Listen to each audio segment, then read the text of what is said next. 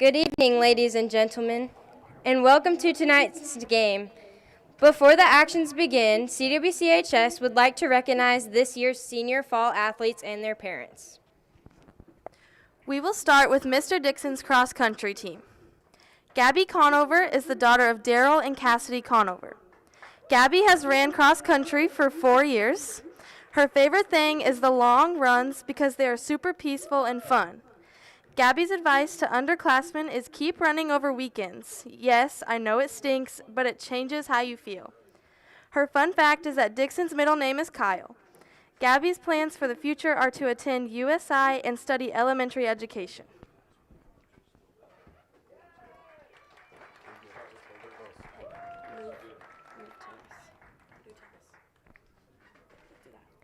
Allie Pollard is the daughter of Chris and Christine Pollard. Allie has ran cross country for 4 years. Her favorite thing is getting to run wherever the team wants to and making fun memories. Allie's favorite memory is when one of the team ran on the railroad tracks across the river. Dixon had no idea. Allie's advice to underclassmen is don't walk in front of Mr. Mason. He snitches, and Dixon will make you run a mile straight on the track. Allie's plans for the future are to attend cosmetology school.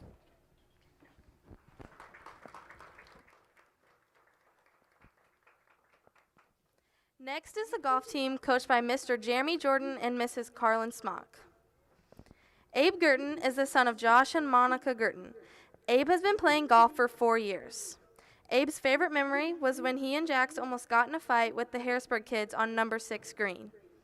Abe's advice for younger golfers is don't let one bad shot ruin your whole round. Abe plans to attend USI for environmental studies.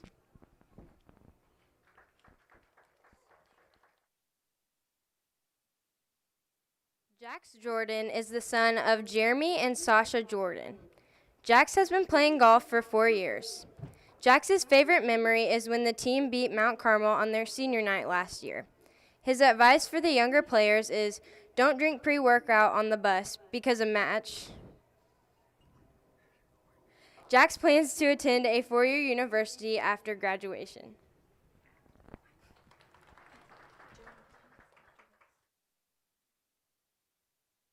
Javen Lucas is the son of Jonathan and Stacy Lucas.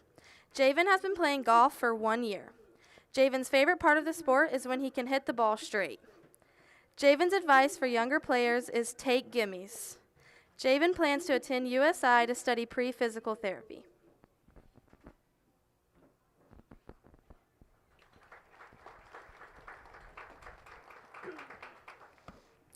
Colton Marvin is the son of Brandon and Julie Marvin. This is Colton's first year playing golf. Colton's favorite memory is when he went to Green Hills and shot his best round and Maxon almost got a hole-in-one. Colton's advice for younger athletes is just have fun and keep playing. After high school, Colton plans to attend Wren Lake College to be an electrician.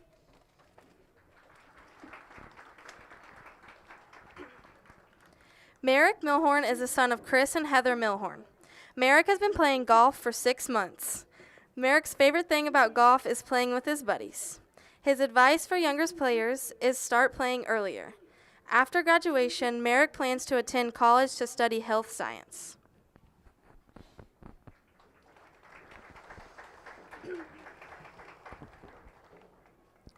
Maxon O'Daniel is the son of Ryan and Laura O'Daniel. Maxon has been playing golf for 4 years. His favorite memory is when Mr. Mason broke the windshield wiper off of the golf van. His advice for younger players is your score reflect on the amount of efforts put into it. Play as much as you can. Maxon's plans after graduating high school are to study mechanical engineering while continuing to play golf.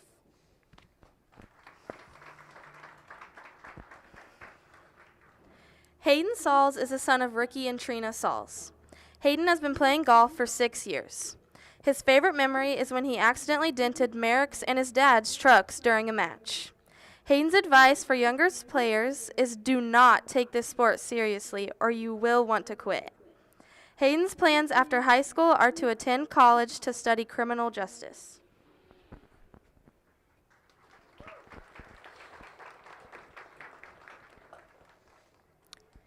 Jordan Tomasetti is the son of Amanda Shelton and Dylan Tomasetti. Jordan has been playing golf for 4 years.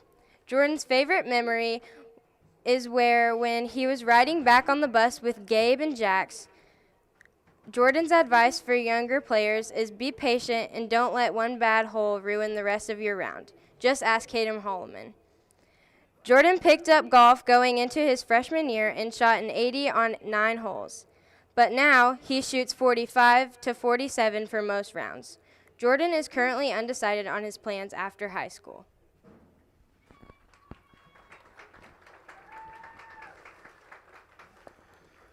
Gabe Winkleman is the son of Adam and Jana Winkleman. Gabe has played golf for 4 years. Gabe's favorite thing about the sport is spending time with his friends.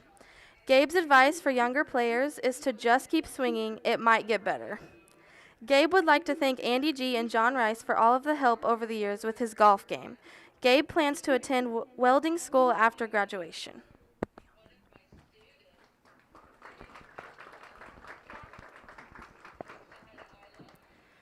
The girls' tennis team is coached by Miss Julia Smith. Allie Albright is the daughter of Amy Albright and Mark Powers. Allie has played tennis for 4 years. Her favorite memory is almost getting abducted in Mount Carmel. Her nickname is now Amber, short for Amber Alert.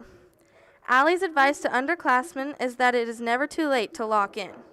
Allie's plans for the future are to continue her tennis career and to earn a degree in nursing.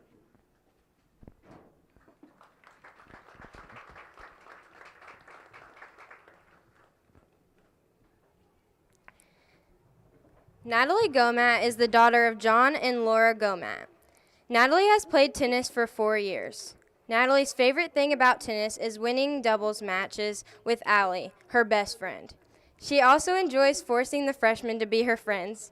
Natalie's advice for underclassmen is to enjoy playing high school sports. Natalie's plans for the future is to hopefully continue her tennis career and to obtain a degree in elementary education.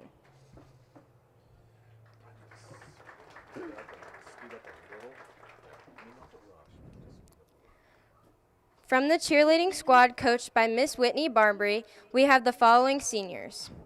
Grayson Barbary is the daughter of Brandon and Jennifer Barbary. Grayson has been cheering for 7 years of school and 2 years of competitive. Grayson's favorite memory was walking through the Chick-fil-A drive-thru after the Johnson City game to order food with the team. Grayson's advice to younger cheerleaders is don't stress and enjoy the fun times because they'll be gone too soon. She plans to continue her cheerleading career at Missouri Baptist University and major in elementary education.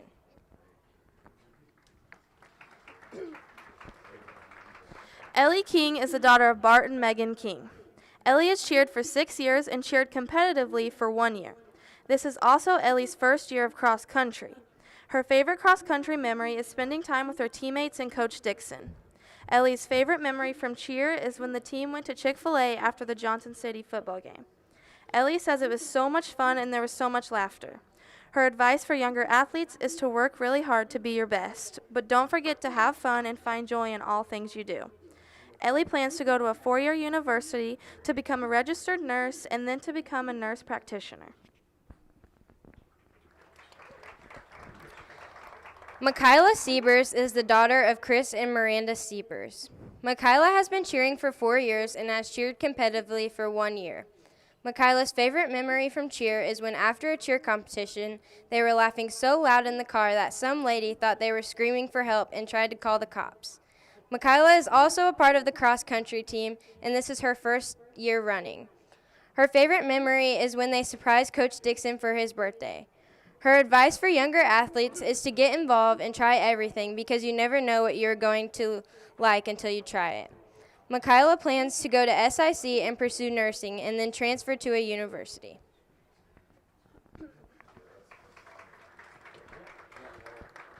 Lexi Wendell is the daughter of Alex and Samantha Youngblood and Bud Wendell.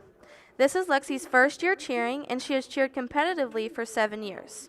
Lexi's favorite memory from cheer is when our football team scores a touchdown and the cheerleaders have to do jumping jacks. Lexi's advice for younger cheerleaders is not to give up when someone doesn't believe in you. After high school, Lexi plans to attend USI to major in secondary education.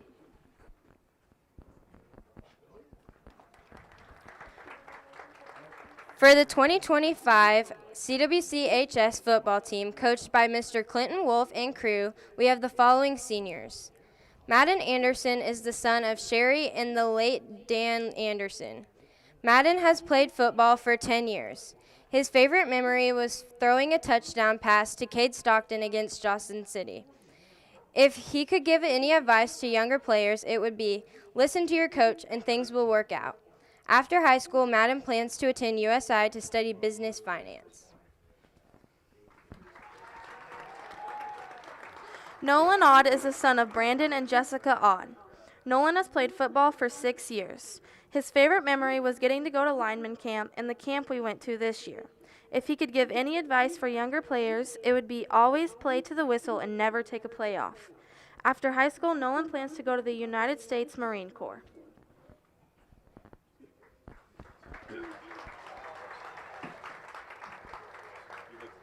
Michael Miller is the son of Kimberly Anderson.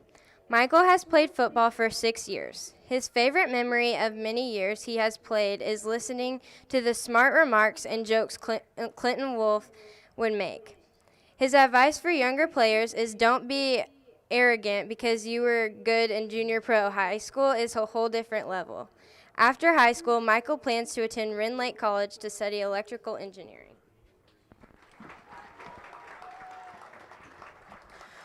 Josiah Perez is the son of Jorge and Mindy Perez and Arizona Roberts. Josiah has played football for 8 years. His favorite thing about football is the physical aspect of it. If he could give any advice to younger players, it would be don't be afraid to tackle. After high school, Josiah's plans are to go to the workforce.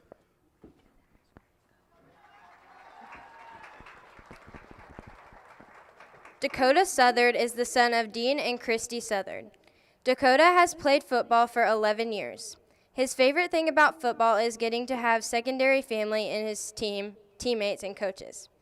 His favorite memory was when Coach Simon's past players came out on the field after a game last year to acknowledge his many years of Carmi. His advice to underclassmen, don't be scared of failing. Even if you do something wrong, do it well. After high school, Dakota plans to attend Missouri Baptist University and get a bachelor's degree.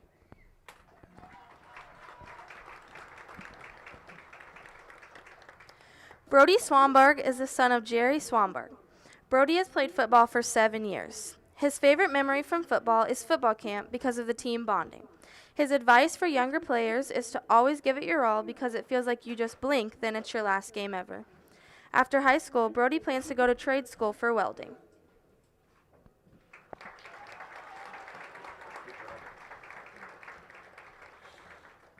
CWCHS would like to thank the senior fall athletes for all of their hard work and dedication.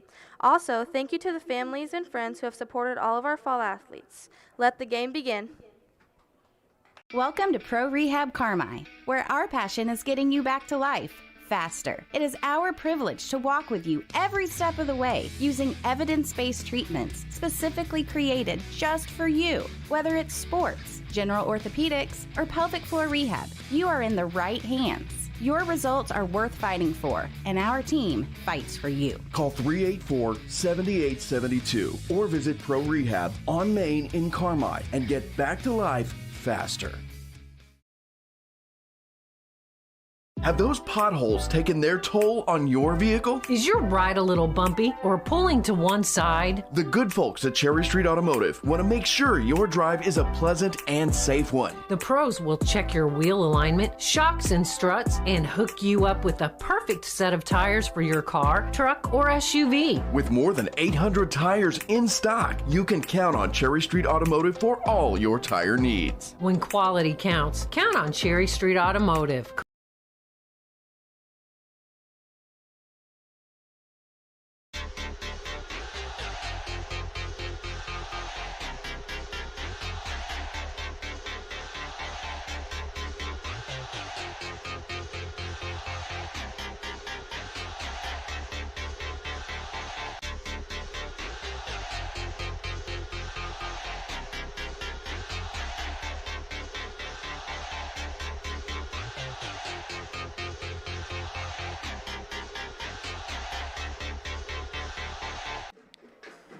Good evening, Bulldog fans. Welcome to Harrington Jeffrey Stadium for Senior Night 2025, the final home game for the Carmi-White County Bulldogs as they are set to host the Edwards County Lions. Cole Carter alongside Chris Myers, J.C. Tinsley back at the WRUL studio, Lyndon Elliott and the lovely Whitney Carter with us. For those of you watching on the WRUL Sports YouTube channel, the Bulldogs come into tonight's game 0-7, looking for their first win of the season. Meanwhile, Edwards County, they are 1-6. Their lone win being a 1-point victory over Hamilton County earlier this season. Well, just in time for the national anthem. We're going to step aside for a 2-minute break and get you ready for kickoff after 2 minutes. Before you drive a nail, drive to Carmi Lumber. From cabinets and flooring, doors and paint, lumber and hardware, to shingles and siding. Knowledgeable and friendly staff that have your back on all those home projects and even deliver to your door. So before you drive a nail, drive to Carmi Lumber for the woods, the goods, and the know-how. Visit Carmi Lumber, North 3rd Street in Carmi and carmilumber.net. Taylor Eye Care in Carmi understands that you and your family's eyes deserves more than just a quick checkup. They take the time to get it right because your vision is their priority. From kids to grandparents, glasses to contact lenses, surgery consultation to emergency eye care, Taylor Eye Care handles it all with customized one-on-one attention. Visit TaylorEyeCare.com or call 382-4683 and experience excellence in eye care.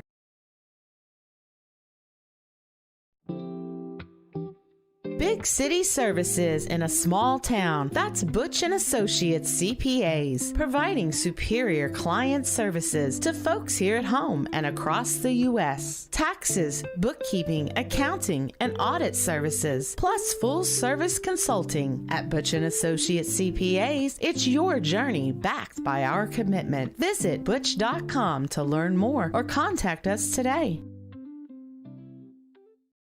Hamilton Memorial Hospital Carmi Family Clinic continues to be there to meet the needs of White County. Nurse practitioner Katherine Adams is accepting new patients at the Carmi Family Clinic location at 1112 Oak Street. Whether it's routine visits or acute needs, the dedicated care team is there to ensure wellness for the entire family. Hamilton Memorial Hospital Family Clinic, the care you need, when and where you need it, close to home. To schedule an appointment, call 618-382-5030.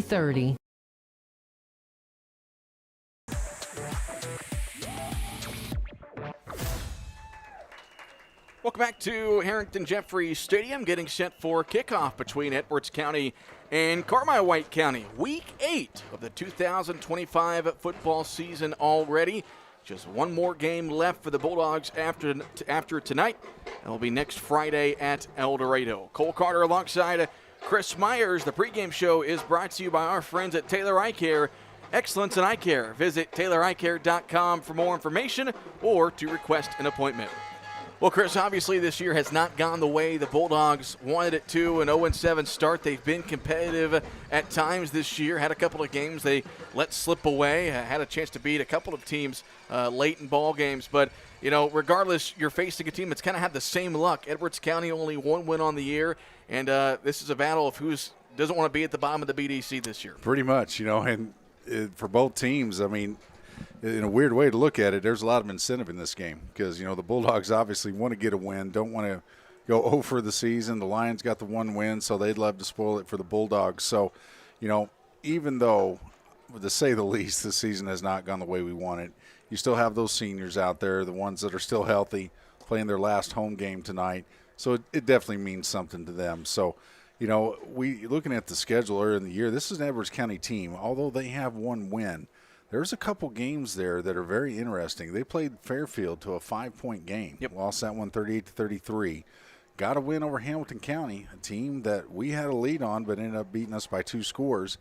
And I believe they made it interesting against another opponent earlier in the season that escapes me, but kind of one we may have struggled with. So either way, you know, if you look at it, this is an Edwards County team that has improved. You know, they have struggled, much like Christopher had the past couple seasons, but this is an improved program.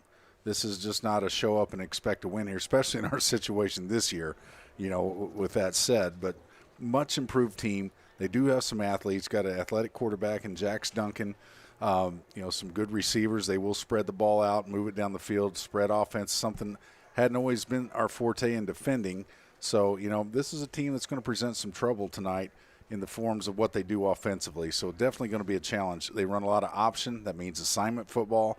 Ends have the quarterback, down lineman if it's an inside option, but a lot of zone read type options. So a lot of assignment football, got to be heads up on defense at all times. Well, you mentioned their athletes, and they want to get the ball into the hands of their athletes pretty much every snap. Jax Duncan, who hadn't normally played quarterback, is now their all-time quarterback. He runs a lot. You mentioned the option. Of course, Brody Dardine, who's in the top 5 in rushing in the BDC. So they want to get those guys involved in their offense nearly every snap. Yeah, and that's going to be their go-to. Their bread and butter is just that combination, Duncan and Dardine. And, if those two can get going with the ground game, it's different type of option. It's not like the traditional wishbone, fake the fullback, quarterback either keeps or pitches. It's a lot of zone reads. And what that is, you'll see that a lot at all levels of football, especially in college. If you see the quarterback in shotgun, a back next to him, okay, you'll see him kind of put the ball in the belly of the back. And what he's doing is reading the defensive end on the opposite side. If that end crashes, the quarterback likes to pull and run with it. If the end stays at home, he'll go ahead and give. But either way, you can see the dilemma it creates. It means your defensive ends have to be heads up. At the same time, Duncan can throw the ball. So when they spread it out, if you commit to coming up, reading the option, he can lob one over their head or just run a crossing route. As we saw last week, our secondary had horrible struggles against the pass. So this team creates even more of a conundrum with that. When you have to come up and commit to the option, your defensive backs still have to be heads up because they can wing the ball when you least expect it. You mentioned quarterback keeping on the option. I saw 40-year-old Joe Flacco keep it last night against my Steelers and get a big first down. But for the Bulldogs, it's been a battle of injuries all season long. It's almost a case of one step forward, 2 steps back. They'll get somebody back from injury and then lose a couple of guys. 3 of our 6 seniors are out tonight. Nolan Odd, Josiah Perez, and Michael Miller. Jazz Duckworth does return, but we're only going to see him on the defensive side. And so, you got to imagine it's tough for Clinton Wolf to game plan week in, week out, for one, not knowing who's going to play, and then 2, trying to find someone to potentially replace those guys who can't play and moving some guys in different pieces in different positions as well. Well, it's just exactly that. It's hard enough to prepare week to week when you're a coach. You got to watch film. You got to put together a game plan. You got to study their defense. You got to study their offense. Okay, how are we going to attack both sides of the ball? That's hard enough. And then you have to throw on top of that, every week I'm juggling starters. Okay, who's hurt this week? I mean, it has just literally been every week since week 2, there's been someone injured and someone new every week for this team. I mean, I don't know many coaches that have ever had to face a situation like this. If you just look at the young men we have in their jerseys and jeans right now, I'm on counting almost 8-9 kids. I mean, it's just unheard of. And when you're when you're young already, and when the bulk of your upperclassmen are hurt, I mean, it just doesn't make anything easier. And it's just inexplicably, bad fortune, bad luck, whatever it may be. It's just been the case for this Bulldog team all year. As we've said, we knew this was going to be a transition year because of our youth. I'm looking at our starters tonight on offense. We're starting 7 sophomores on offense. On defense, we're starting 6. For the most of the year, we've had to play a JV team against the other team's varsity, as I've said. But nonetheless, they've gutted through it. You got some guys back healthy tonight. It's your last home game. You just got to dig deep and decide we're going to finish drives. We're not going to make the mistakes we made last week. Even though the loss kind of got out of hand there, Christopher, offensively, we had a nice night. It was their best offensive performance of the season. Almost 300 yards rushing. You cannot complain about that. If we can duplicate that tonight, but eliminate the mistakes on offense, eliminate the fumbles, convert your 4th downs, but on defense, the secondary, we just got to be better. It's that simple. We got to be better defending the pass. Time for the keys of the game, which are brought to you by Jansen Auto Group. Visit GoJansen.com and start your journey on a new set of keys. Chris, we just kind of talked about it right there, a little spoiler. But you mentioned it, though, keys of the game for the Bulldogs got to be disciplined on defense and continue the same success you had last week in the rushing department. Yeah, I mean, offensively, you had to be thrilled if you're Clinton Wolf with how we produced last week. It's just a matter of take care of the ball a little better. Offensively, not a lot to fix. Do what you did last week. Just execute this time. Don't fumble when you're inside the red zone. Finish some drives. Defensively, you got to do a world of improvement. And, it starts with the secondary, the linebackers defending the intermediate routes, play actions, okay? Because it's not going to be any easier, as I alluded to earlier, defending this team in regards to the pass because of what they do as far as the option goes. You have to come up and commit to that. And then when you do, it leaves your defensive backs, your safeties, and your corners in a lot of one-on-one situations. So you got to play really smart football when you're defending as an option team. Looking at other games going on in the Black Diamond Conference this weekend, and a couple of games as far as the middle of the pack in the BDC are interesting. One game we talked about last week that is being played tonight, CZRE is at Fairfield. Both teams are 4-3. Both teams trying to become playoff eligible. For CZR, be the first time since 2008 that they were playoff eligible, playing at the Train Yard tonight. Flora is at Hamilton County. Flora, they are 6-1. They've already clinched a playoff spot. They're trying to give themselves the best possible playoff seeding. Hamilton County only one win on the year, and that was against Carmi. El Dorado travels to Cesar-Valere. El Dorado comes in. They are 2-5 now on the year. Their loss last week knocked them out of playoff contention. And then tomorrow, Johnson City travels to Red Hill. So Red Hill, a team 5-2 on the year. We saw them play against Carmi. Another one of those games. Carmi was competitive in the first half, so we'll see if they can, keep up with the Indians there up in Bridgeport. Looking at their season, again, I go back to, they played Cesar in week 2, and they got a win against Cesar. Yes, yep. And that one Red still Hill, surprises me. Yeah, in Red Hill. And I really think if Cesar could have that one back, they definitely would. If they played again, that might be a different story. Again, tonight, as you said, Cole, the CZR Fairfield game, a very interesting one. Fairfield with the home field advantage, but I have a feeling, this is just my gut, I know we don't do like we did on Saturday Sports Show, the pick'ems, but if I'm going to pick them, I'm calling an upset there, if you want to call it. I'm going to call CZR on the road at that game. It's going to be an interesting ball game. We'll keep our eye on that one as we go throughout the evening. Trey Mason announcing the Bulldogs starting defense as we about 2 minutes away from the opening kick. And I didn't see the kickoff, the coin toss, to see who is going to get the ball first. So we'll see when they line up for the kickoff. Bulldogs are in their home maroon tops with maroon pants and white helmets. Edwards County in their home whites with red pants and red helmets. A little bit of a different broadcast next Friday. El Dorado does not have Wi-Fi in the visitors' press box, so that will be a radio-only broadcast. Chris is going to be running the show next Friday, so we're going to see how that goes. I'm going to be out of town, but hopefully he can bring the Bulldogs a win next Friday. That will, again, be a radio-only broadcast there against El Dorado.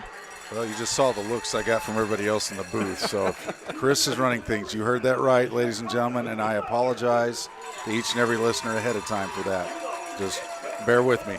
It'll be fun. You'll be fine. You'll be fine.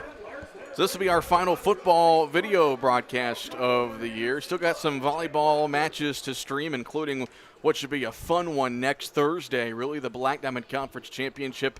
Edwards County comes to town for senior night. That's next Thursday.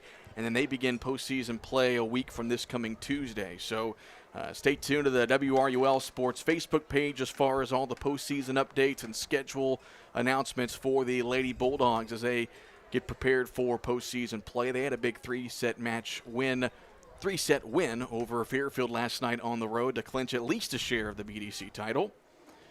And again, they'll have that match with Edwards County, and Edwards County only has one BDC loss next Thursday. Be a good one. Yes, absolutely. Captain Obvious once again. But I'm looking forward to seeing that. Boy, those girls were something. That was quite a game last night. They had to battle back, and hats off to Coach Chris Lucas and the Lady Bulldog volleyball team. Just absolute steamroller. Hope they can, as I've said, take that thing all the way to the state tournament. CWC cross-country team, they will travel to Murfreesboro next Saturday for regionals.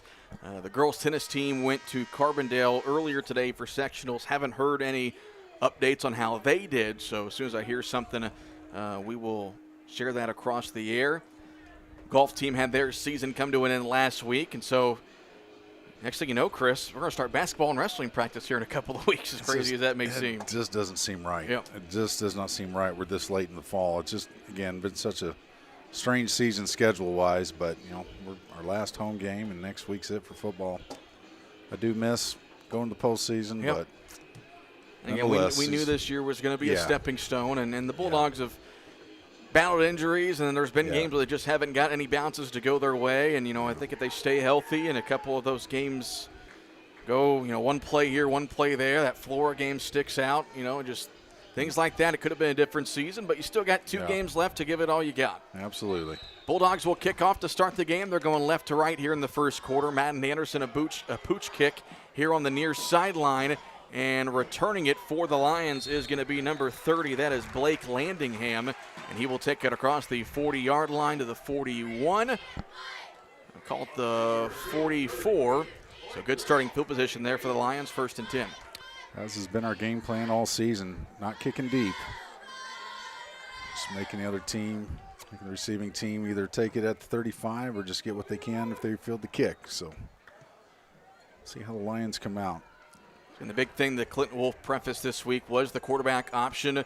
Haven't seen a team that's ran that this year, and so it's always difficult to plan for. Got to be disciplined defensively.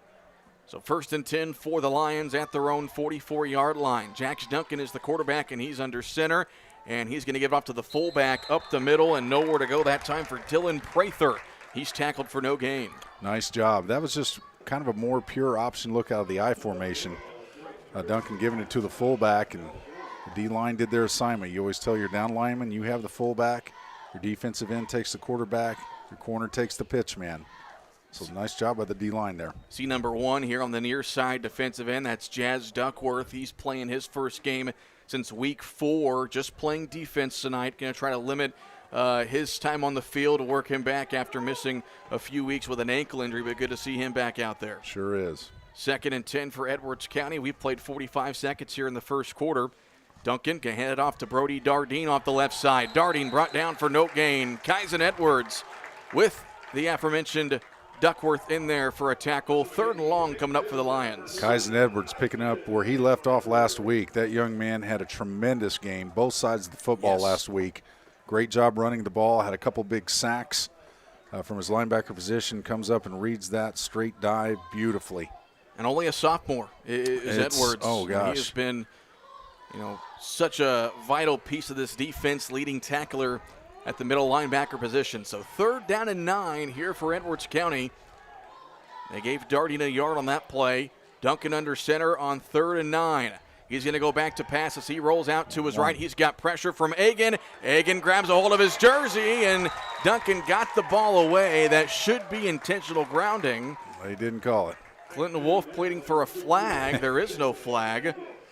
He didn't get the ball past the line of scrimmage. There was no receiver in the air, and the officials aren't going to discuss. And they may just, if you're Coach Wolf, you may just let it go. It's 4th down. Yeah, they're going to punt anyway. Good coverage downfield. So no flag. So it is going to be 4th down, and the Bulldogs are in their punt return. Edwards County is still huddling, though. Yeah. Back at around the 33. Dakota Brown is deep if they do punt it. And it looks like they're going to line up to go for it, at least right now, or maybe not. No, they are. Nope, okay. They got the punter back there to punt this one away on 4th and 9. That is Jackson Hensley, the punter. And a good kick, sending Brown back to the 18-yard line. He bobbles it, able to pick it up, and now trying to find somewhere to go. Looking to go to the far sideline. Brown at around the 20. Ends up getting maybe about 5 yards there on the return when it's all said and done. So the Bulldog defense able to do something they haven't done many times this year, force a 3 and out. Fantastic job by the defense. And that was good coverage downfield. It was either a sack or he's going to have to throw that ball away regardless. So excellent start by the defense. Brown, nice job recovering that as always. That quick bobble always puts my heart in my throat every time they bobble a punt, but good job nonetheless. Good to see Brown back out there as well. He missed a couple of games. He returned to action defensively last week. That's someone who's going to be a vital part of this Bulldog team over the next 2 years, only a sophomore. So 1st and 10 for the Bulldogs at their own 25-yard line. Anderson comes out in the power I. He will turn and give it off to Cooper Hill on the first play off the right side.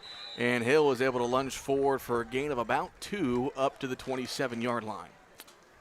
Good to see Cooper Hill in there. I believe he was out last week, if I was correct. He had to leave in the second half with injury. Yeah, that's where I remember that. So good to see him back in there running. Good job. Not bad. 3 yards, first play. Keeps us ahead of the chains here. 9 minutes to go here in the first quarter. Scoreless ball game. First offensive drive for Carmi White County here in their final home game.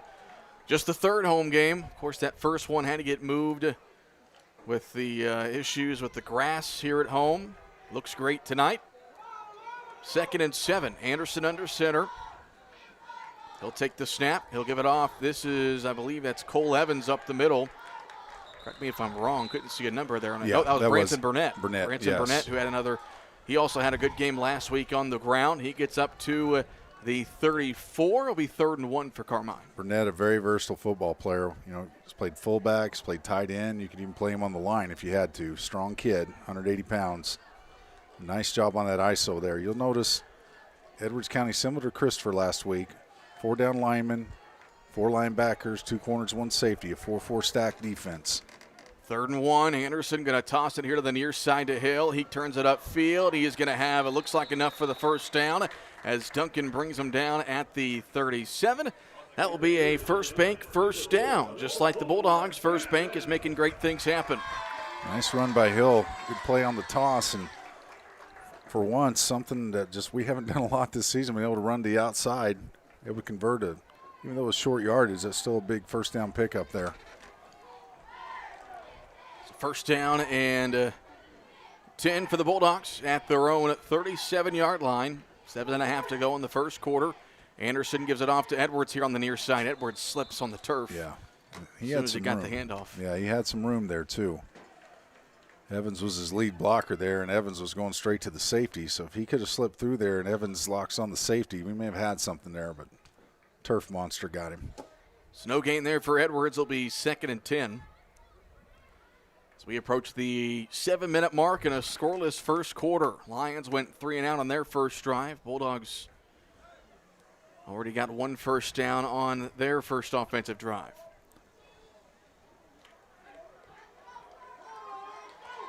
Carmike comes out in the tee. Anderson under center. He'll take the snap, and the give goes to Edwards off the left side. This time Edwards able to stay upright and get it across the 40 to about the 42-yard line. Call it a gain of 4. It'll be 3rd and 6 coming up here for the Bulldogs. Looks like Jax Duncan came up, linebacker position, and tripped him up there. But wow, I really noticed, Cole, that last play. We as I just said, this is an 8-man front regardless. But they had walked their safety up 5 yards off the ball. I mean, their corners are maybe 3 yards off, their safeties 5 yards. They are daring the Bulldogs to pass the football. So 3rd and 6 here for the Bulldogs at the 42-yard line. 6 minutes to go in this first quarter already. Anderson gives it off to Hill off the left side. Hill is going to lunge forward to about the 47, maybe about a yard shy. It will be about a yard or 2 shy. Week 8, you're winless. You're going for it. I think everything's 4-down territory tonight. You're going for it. No reason not to tonight. Good job by that left side of the offensive line. Swanberg and the sophomore Mendenhall. Mendenhall and Fields, 2 sophomores starting again tonight due to injuries. 4th and a yard. Bulldogs in the power I. Anderson under center. Takes the snap, turns, gives it off to Edwards off the left side. Edwards is going to have enough for the first down as he takes it across midfield into Edwards County territory. That's a First Bank first down. Love the call.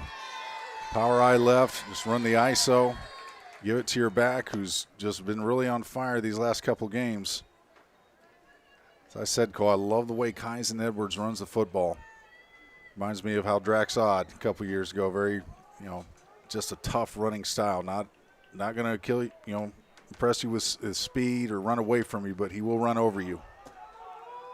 1st and 10 for Carmi, ball at midfield. We're already at the 5:10 mark in this first quarter. They go toss play to Hill on the near side. He tries to cut back to the inside and was able to get about a yard. That was a good job by Jackson Hensley that time shooting upfield and turning Hill back to the inside. Cooper got about 2. Yes, he did. We just haven't quite been able to get that seal block on the edge all year on that play. If we can just get that corner hooked, I think Hill's going to have something because they're committed so tight in that box. We just got to find a way to get that edge. Maybe if we go with the wing formation, chip over there or something if we run that toss again. In the power I on 2nd and 8, Anderson will turning of it off to Hill off the left side. Hill shrugs off the first tackler and takes it across the 40 to the Edwards County 39. That's going to be enough for a Carmi First Bank first down. Once again, tremendous job by the left side of the line. You have 4 down linemen. The inside tackles head up on the guard, so if you can turn him out, get the end turned out, and you run that ISO, 2 backs leading, it just comes man on man. And if you can turn down, turn out, lead on that linebacker, you're going to do good things with that ISO. 4:08 to go in this fast-paced first quarter.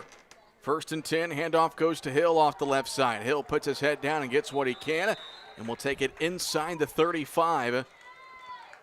He'll get about 7 yards there on first down, call it 6. And you will absolutely take that all day if you're Coach Clinton Wolf. This is reminiscent of the past few seasons, what we've done with offensive drives. Good to see it tonight.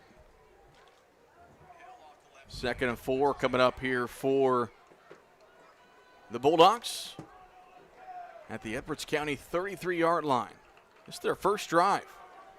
Already at the 3.5-minute mark in this first quarter. Handoff goes to Branson Burnett up the middle, and Burnett got a couple. He'll be close to that line to gain inside the 30. Right at the 29, and they're going to say he's about half a yard short. Yeah. 3rd and short coming up. This is all the Bulldogs need to do. They don't have to worry about the clock. They don't have to really worry about anything tonight. Just keep doing this. The key thing, take care of the football. I have no doubt they can move this football all night with every possession. So use the clock and take advantage of it. Had 2 costly fumbles in that loss last week. Handoff goes to Edwards on 3rd down. He's got the first inside the 25.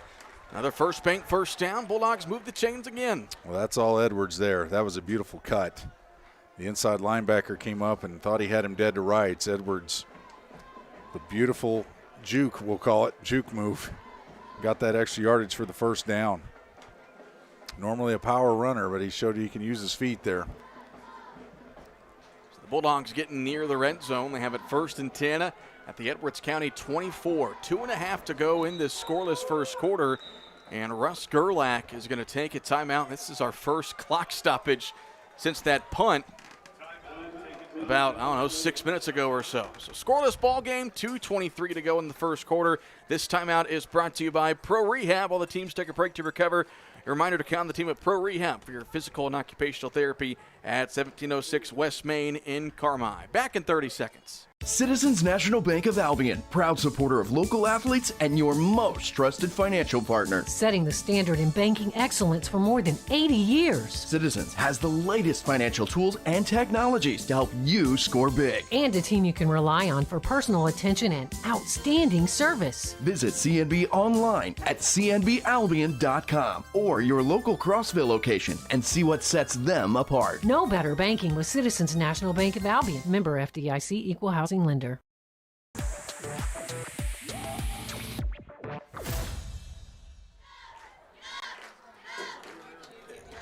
.223 left to play here in the first quarter. Edwards County calls their first timeout. It was brought to you by Pro Rehab. So Carmi's got it 1st and 10 at the Lion 24-yard line. Bulldogs haven't done anything flashy this drive. It's just 3-4 yards here and there and keeping the chains moving. Well, we've been used to seeing the past 3 or 4 seasons. This is great to see tonight. 1st and 10, Anderson under center in the power I. He'll take the snap, gives it off to Hill off the right side, and that time Hill had nowhere to go. Ran right into a defensive lineman. As soon as he got the ball, maybe got a yard, 2nd and 9. That was big, number 62, Pierce Young, 5'11", 310-pound senior. And he is tough to move. He just got under the pads at the center and the guard and said, no one's going anywhere. Edwards County's got some size up front on both sides of the ball.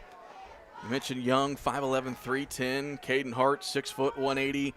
Dalen Haley, 6'2", 285. So they've got some size up front.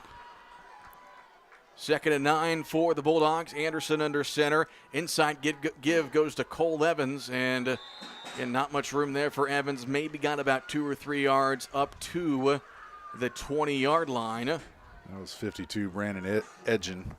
I'm saying that right, got him. You can see how Edwards County kind of comes up and stacks the strong side of the field. So they're not wanting to give us the outside, but we just weren't able to cut that back. It's just a good play by Edgen from his defensive end position. So 3rd and 7 here for Carmi. Ball at the 20 and a half, 21-yard line is where they've got it on the scoreboard. So 3rd and 7. Anderson under center. He'll take the snap. They'll toss it here to the near side to Hill. Hill's trying to go for the edge, and he is not going to get much. No. Might have got back to the line of scrimmage, knocked out of bounds by Hensley. And so they'll say he got a yard up to the 20. So 4th down as the Bulldogs are in the State Farm red zone for the first time tonight. Count on State Farm agent James Cook to help you score on coverage. 4th down here. Well, I thought they finally set the edge there. But you got to credit Jax Duncan with that. He just came flying up so fast from that defensive end spot, kind of blew it up. Kind of took our fullback out who was trying to get the seal. 4th and 5. Anderson under center. Going for the hard count. Lions don't jump, and Clinton Wolf will call a timeout to discuss what he wants to do on this 4th down. This timeout brought to you by Pro Rehab. We'll take one as well. Back in 30 seconds. Great teamwork is no accident. David and the gang at Hale Body Shop salute the area athletes. Just as in sports, the team at Hale Body Shop work together to make sure you get your car back as quickly as possible. When it comes to collision repair, more and more people choose the team way out there on Possum Road. Hale Body Shop in Carmi. David and the gang are proud supporters of area athletes.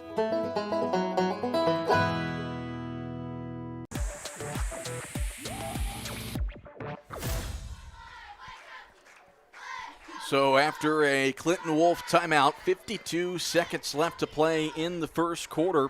And the Bulldogs have it 4th and 5 at the 20-yard line here. Do see Dakota Brown and Lex Day going out in the huddle, so that tells me we're going to change our formation here. Might see that double wide look that we ran the other twin receivers on one side, or a spread look. Let's see what we get.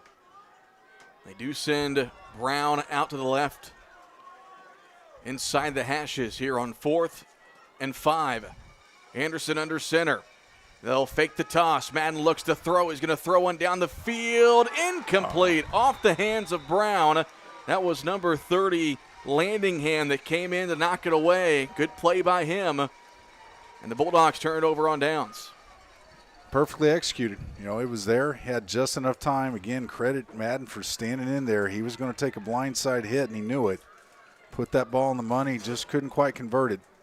A little bit too high for 5'7" Dakota Brown, but if Landingham's not there, Brown probably brings that in. Yeah, right at his fingertips, and you're right, Cole, the hit by Landingham just jarred it loose at the last second.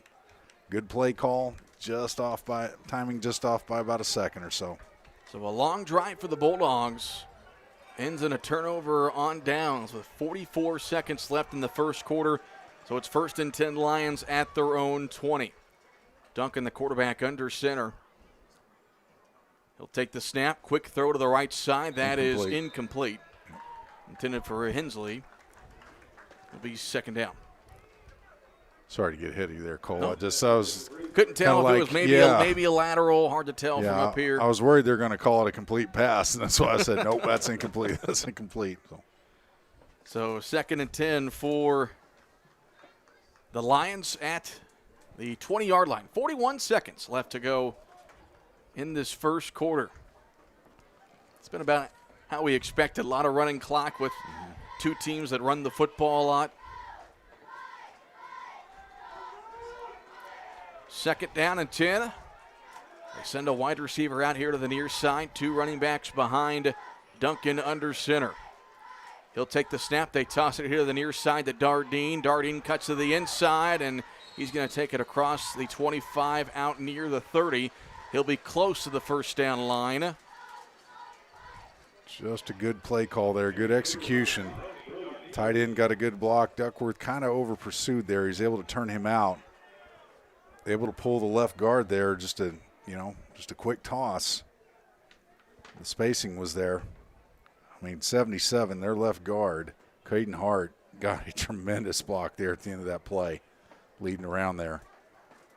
He's an all-conference player. He was a All-BDC member last year. Hart was number 77, first-team All-BDC last year at left tackle. You can see why. So they're going to measure this one as the chain gang will get their few seconds of fame. Jeremy Hoskins and Chad Whitley. And he has got just enough by the nose of the football, enough for the first down. Say, when you can, on second and long, run a toss like that, and with that play, Edwards County is able to dig themselves out of a hole deep in their own territory. Well, that changes things. If they don't get that first down, it's third and long. Totally different set of circumstances now. They'll probably let this run out first quarter. I was wondering if they were going to do that or not. Yeah. Down to 20 seconds. They look like they were in no hurry to call a play. So that will be the end of the first quarter. One drive apiece. We've had a punt and a turnover on downs. Scoreless ball game after the first 12 minutes. We'll step aside for a 1-minute break. This is Bulldog football on WRUL Sports. I'm Nancy J. Winter, CPA. We believe in family values, even in the world of finance, because every financial decision impacts your family. For all the milestones in your life, our team is here to maximize your savings, minimize your taxes, and help you plan for a prosperous future. Visit Nancy J. Winter, CPA in Carmi for tax planning, saving for college, retirement planning, and the expertise to help get you where you want to be. Learn more at nancyjwintercpa.com or call 382-2364. Nancy J. Winter, CPA, where you are treated like family. Hey football fans, it's Matt Rice from Rice Motor Company in Carmi. We're proud supporters of Bulldog Athletics and want to help you make the perfect play from the driveway to the highway. Make the winning drive in a new Chevy Traverse or go the distance and score big on comfort with the GMC Acadia. There won't be any fumbles with these vehicles, just smooth handling all season long. Rice Motor Company in Carmi, your hometown dealer since 1931 and proudly supporting another year of CWCHS Bulldog football. Go Dogs!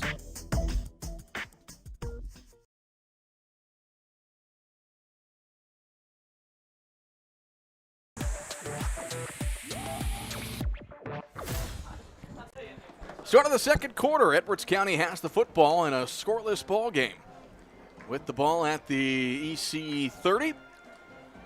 Cole Carter alongside Chris Myers. Glad you could join us, whether you're listening on 97.3 WRUL or watching on the WRUL Sports YouTube channel. JC Tinsley back at the WRUL studio, and then Elliott and the lovely Whitney Carter with us. Running the camera and laptop tonight. First and 10 for the Lions at the 30. Duncan's going to hand it off to Dardine up the middle.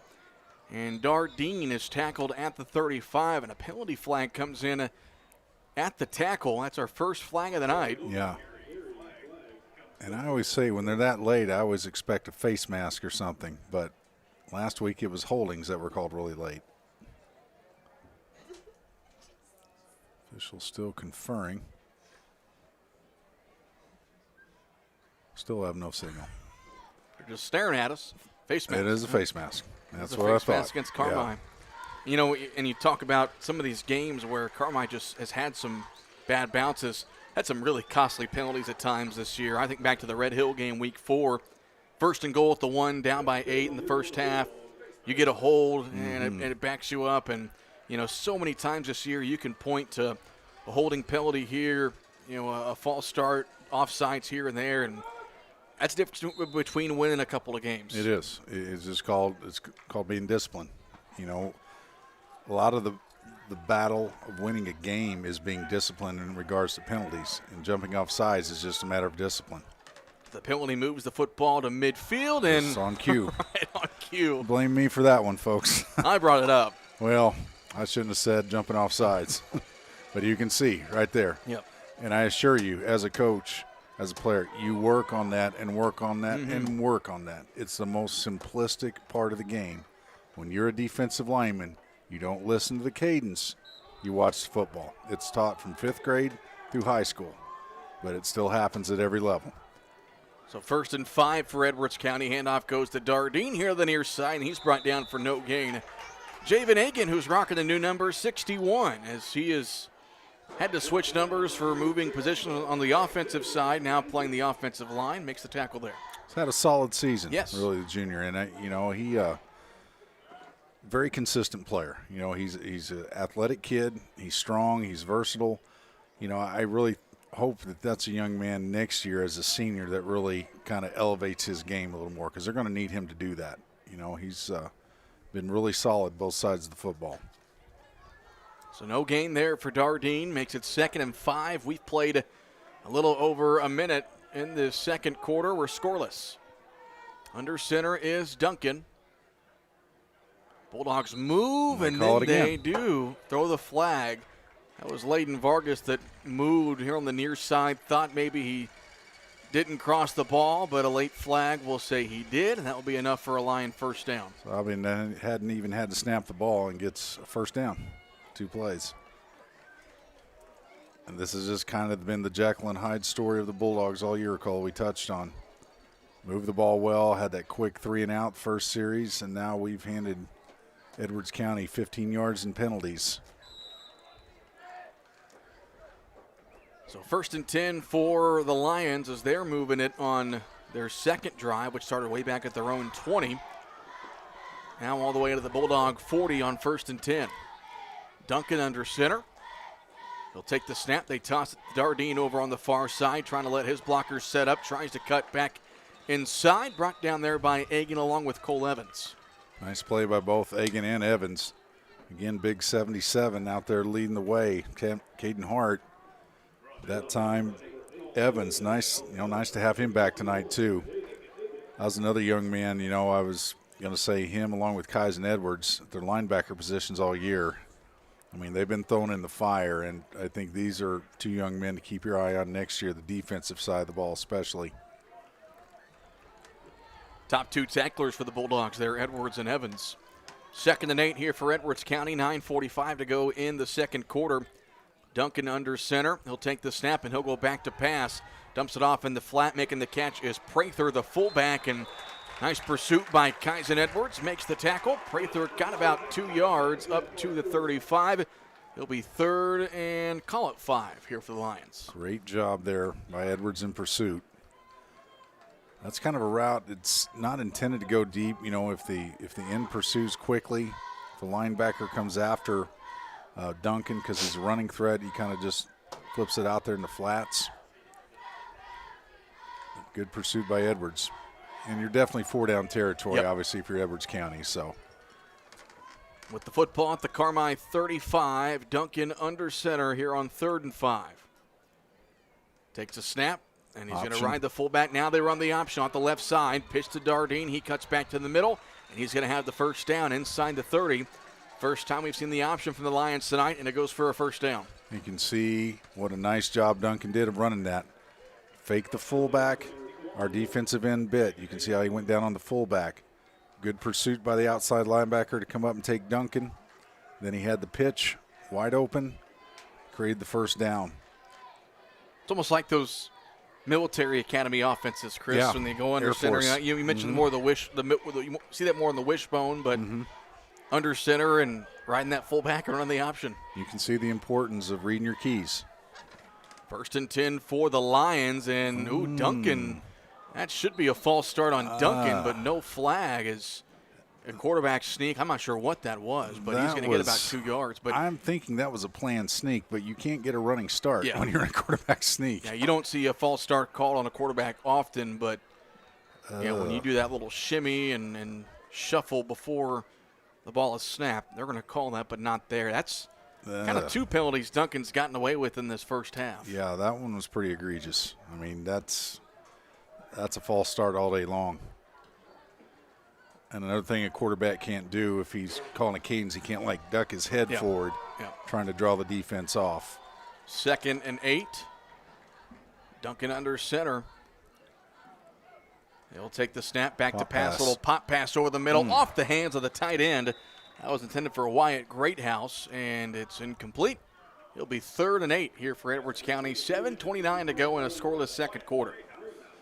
Had 2 safeties back. That was just an old school pop pass right there. You called it, Cole, and he just got in between our safeties. Just threw it a little high, couldn't quite bring it down. Thought for a second Dakota Brown was going to be in the right place at the right time for an interception. Yeah.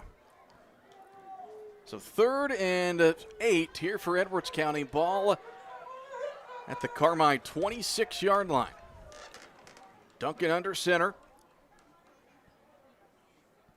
Takes a snap, and he's going to keep it this time. Running off to the right side, goes inside the 20, and it looks like he's going to have enough for a first down as they continue to move the ball on this drive. Well, what he did there, that was more of what we call a midline option look. A true option is fake fullback, quarterback goes around the edge, pitch to the wingback or tailback, whatever it may be. That time a midline look is you fake the fullback, and if they bite down on it, then the quarterback can just tuck it up inside and go behind the fullback.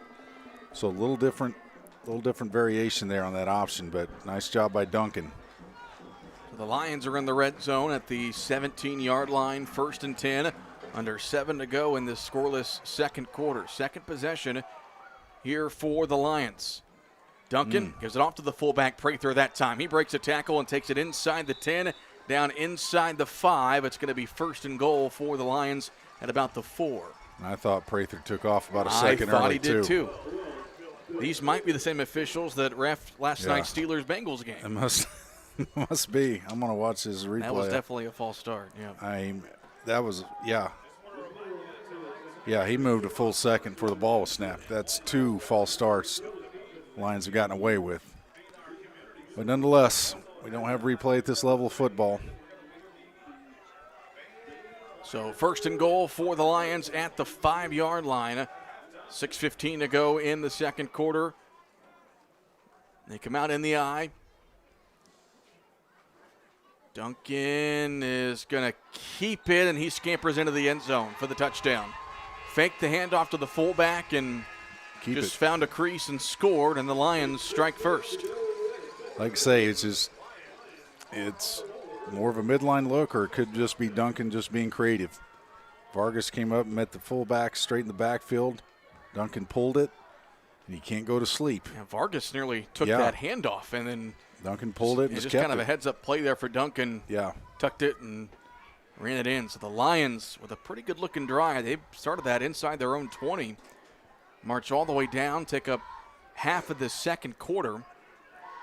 And this is the only team in the conference that kicks extra points. It's like, what is this? And they're pretty consistent at it. Blocked. And I was hoping I would jinx them. You did. So the extra point is blocked, and that will keep the score at 6-0 with 6:05 to go in the second quarter. We'll step aside for a 30-second break. This is Bulldog football on WRUL Sports. At the First National Bank, we're proud to be a part of this community, serving you with dedication and a smile. Our team is here to support you, offering financial solutions to meet your needs. Whether saving for your future, financing your dreams, or managing your everyday banking, we're here to help. Thank you for choosing the First National Bank. And as proud supporters of our local teams, we wish you the best of luck this season. The First National Bank, your local bank, supporting our local athletes. Equal housing lender, member FDIC.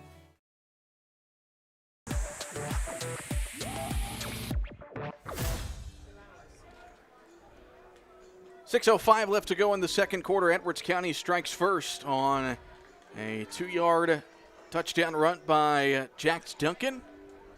The Lions march about 80 yards, take up half of the second quarter, and Bulldogs got to find a way to respond here. Carmi will get the ball to start the second half. They had a good-looking drive last time, got it inside the red zone, and then turned it over on downs. Red zone just has not been our friend this year, be it fumbles, be it penalties, be it just bogging down.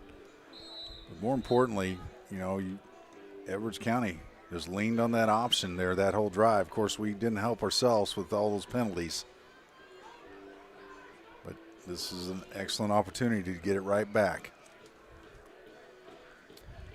Bulldogs have Cooper Hill, Dakota Brown deep to return. And this will go over Brown's head into the end zone for a touchback. Don't see many of those. I was going to say, we're seeing a kicking game tonight. I haven't seen that all year. There is a flag here on the near side. So Edwards County was probably offsides. Offsides on the kickoff. So do you re-kick? He's a pretty strong kicker. I would just take it where, because if you move it up, it doesn't, or that would move it back. Yeah, it'd move back about 5, 10. That kid's got a strong leg. Yeah, go ahead and re-kick it. Yes, they are. So that would go back to the 35 for this kickoff. And I do see the strategy there by Coach Wolf. Looking at the flip side, you got Hill and Brown back there. So worst case scenario, it goes to the end zone again, and you're right back where you are. So yeah. When you got Hill and Brown deep, you want to give them the opportunity to have the ball in their hands in the open field. Exactly. Let them create. That's where they work. Both of them work best in space. So let's see if they go deep again. I believe it was last week. Hill nearly broke off a kickoff return against the Bearcats. Got grabbed by the jersey at the last second. Had a really nice kickoff return last year in the playoff game. We broke one this year, right? Red Hill? Is that yes. The one we broke? Yep. That was Lex Day. It was Day, yep. Yes. So Hensley and the Lions will line back up to kick this one off again from their own 35. Edwards County leads 6-0, 6:05 to go here in the second quarter. As low squib kick this time, fielded by Reese Jamison at the 31-yard line. Jamison off the right side, and a good return for the freshman Reese Jamison all the way out to the 49. So the penalty acceptance ends up being a pretty good decision for Coach Wolf and the Bulldogs. Sure is. So the 35, we're right now at midfield. 6 minutes left in the second quarter, so everything you'd want for the Bulldogs, just got to take advantage of it. Reese Jamison, freshman there on the return. He's seen some varsity time this year. We'll be saying his name a lot over the next 3 years. Plays quarterback at the JV level. Good athlete, so a lot to look forward to watching him in the coming years. 1st and 10 for the Bulldogs at the 49-yard line halfway through the second quarter. It's a handoff to Cooper Hill up the middle, and Hill will get to about the 45 before his forward progress has stopped. Call it a gain of about 5 or 6. Call it 5. 2nd and 5 coming up. Nice job on the ISO. Turnout blocks, let your lead backs lead through, get hat on a hat. Just running outside just hasn't been there for us. I know that's where we'd like to get Cooper Hill, but the way their ends set the edge, we just haven't been able to turn the corner there. 2nd and 5 for the Bulldogs at the Edwards County 46. Handoff goes to Cole Evans, his first carry. Shugs off one tackler, and his forward progress will get him to about the 45. Really no gain there. Maybe half a yard. It'll be 3rd and 4. That was Dalen Haley. He shrugged off at 285 pounds. That's a big shrug to do, get him off there. Evans is another young man. Him and Edwards are just kind of clones of each other as football players. He's strong, tough, play the game 1,000 miles an hour, what you want from running backs and linebackers. 3rd and 4, Bulldogs in the tee. Anderson under center. Takes the snap, handoff goes to Evans off the left side. Evans trying to cut back to the middle. Got about 2 up to the 42. It'll be 4th and about 1. It's 23 crossbuck. It was there. Evans and he'll learn this with more experience. Just get those pads lowered. Not for lack of effort. Just, learning to lower the pads and get that first down when you're that close. So 4th and a long 1 here for Carmi at the Edwards County 42. 4:05 left to go in the second quarter. Carmi will get the ball to start the second half. We can sneak this maybe. They're in the tee. Anderson under center. Handoff. Evans left side, or that's Branson Burnett, and I'm not sure he got it. It'll depend on the forward progress. Official on this side is giving it to him. The official on the far side isn't, and they went with the mark from the far side official. and he's going to be short. You're right. The near side official had him at the 41. The far side official had him at the 42. They put it at the 42, and that's a turnover on downs. I wonder if he ain't going to do any good to measure now. It just seems like I don't know how they see it so differently, and who overrides who. That's a good question. Like you said, the official down here, where he was standing, looked like he got it. And nonetheless, the Bulldogs turnover on downs for the second time, and so now Edwards County gets the ball back. With 3:39 to go in the half, they lead 6-0 at their own 42. Duncan under center. He'll take the snap. They toss it here on the near side. This is Landingham, the running back, and Landingham's got nowhere to go, maybe a yard or two. Javen Aiken there on the tackle. That was a really good job by Dakota Brown there from the cornerback position, forcing Landingham to the inside. Sure was. That's the key thing. When people see a toss sweep, they think, well, it's the guy making the tackle that's important. It's not always.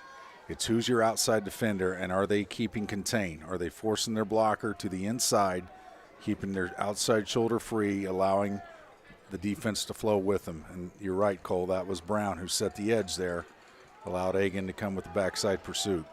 2nd and 9, 3 minutes left to go in the half. The Lions want to go to the air here. Duncan will pop pass over the middle, too high, tipped and picked off by Cooper Hill. Hill running off to the right side, trying to get to the outside, and he's tackled down at midfield. Same thing that happened on the previous pop pass off the hands of the tight end, and that time Cooper Hill, right place, right time for the takeaway. Exactly. You got your 6'3" tight end there. They tried it earlier, and it just fell to the ground. That time Hill got the tip. Again, just off Greathouse's fingertips. Cooper Hill with the big interception, and the Bulldogs right back where they started the prior drive. So there's a do-over for us. Let's see if we can take advantage of it. Great concentration there by Hill to see that ball get popped in the air and keep his eye on it and make the play. So Bulldogs start this drive the same place they did on their previous drive at their own 49.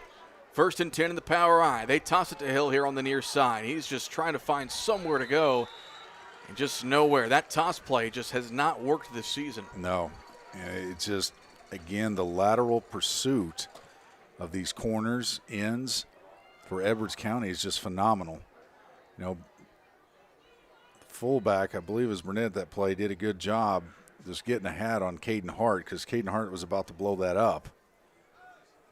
But, it's just watching the replay, it's just good pursuit by these outside defenders for Edwards County.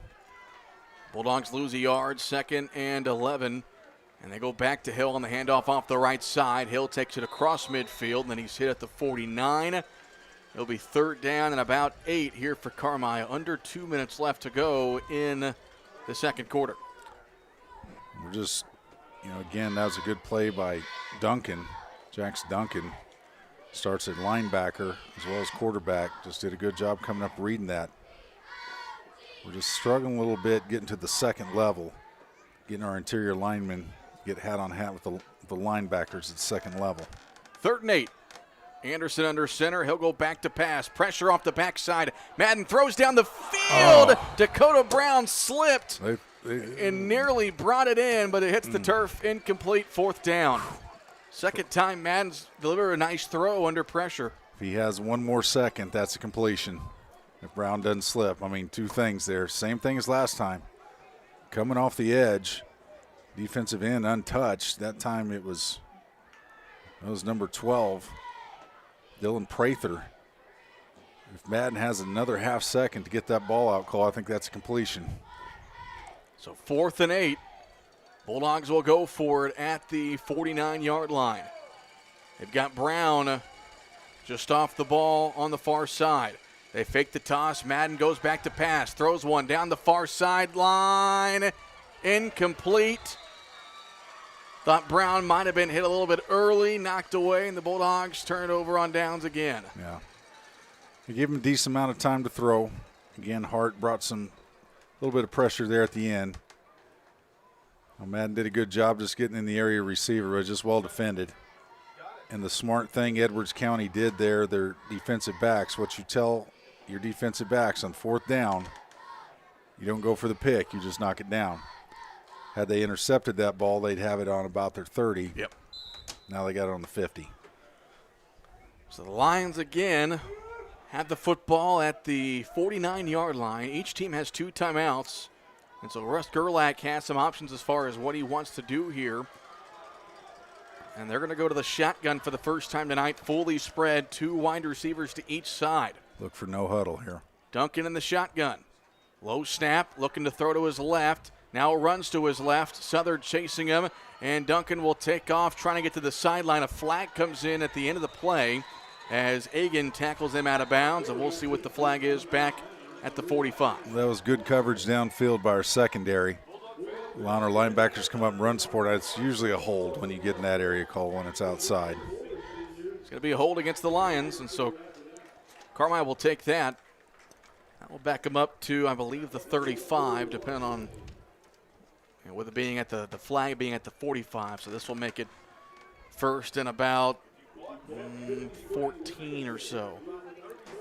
Or 24, excuse me. Yeah, we'll keep an extra defensive back, more of a probably a cover 3 type look. Just try to prevent the home run ball here. Tell your down lineman just to go get heat on the quarterback. If he breaks the first level of contain, then it's up to the linebackers to run support, but really keeping the safeties and corners deep off the ball. You're just trying not to give up a home run pass.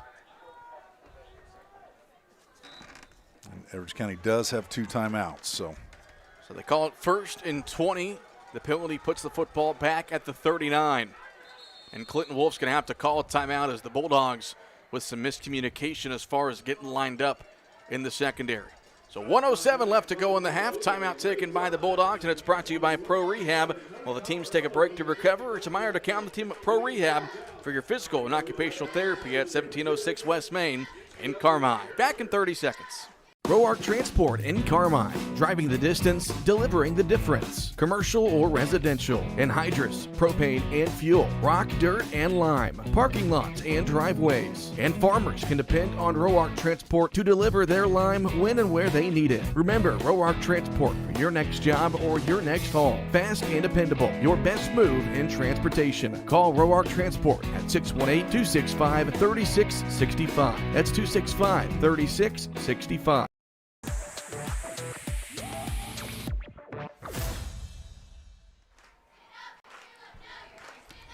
After the timeout, Edwards County has it 1st and 20 at their own 39-yard line. Clinton Wolf trying to make sure his defensive backs are in the right place before the Lions snap this one, because they're going to look to try to throw this down the field. They come out in the full spread, 2 receivers to each side. Duncan in the shotgun with Dardine to his left. Duncan hands it off to Dardine up the middle, gets past the first Bulldog, and then Javen Hagan brings him down up at around the 48-yard line. Clock running inside a minute. Edwards County again has 2 timeouts. We sent Kaizen Edwards on a blitz that play, just couldn't quite hang on to the running back. Otherwise, that's a loss of about 5 yards. Again, you can see how deep. We got 4, both corners and safeties back, 10, 15 yards off the ball. 2nd and 11.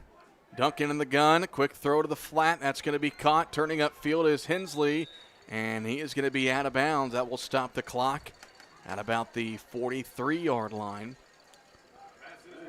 So call it 3rd and 5, 3rd and 4 coming up here for the Lions. 31 seconds to go in the half. As much as anything, Duncan was just trying to get the Lions in position just to at least get a first down. You know, he knew he didn't have to go for a home run there. Just 3rd and 5 manageable, maybe another quick out to the sideline to stop the clock, get the first. Of course, high school football, first down stops the clock anyway. You might see an intermediate route here. 3rd and 4. Duncan in the shotgun. Takes a snap.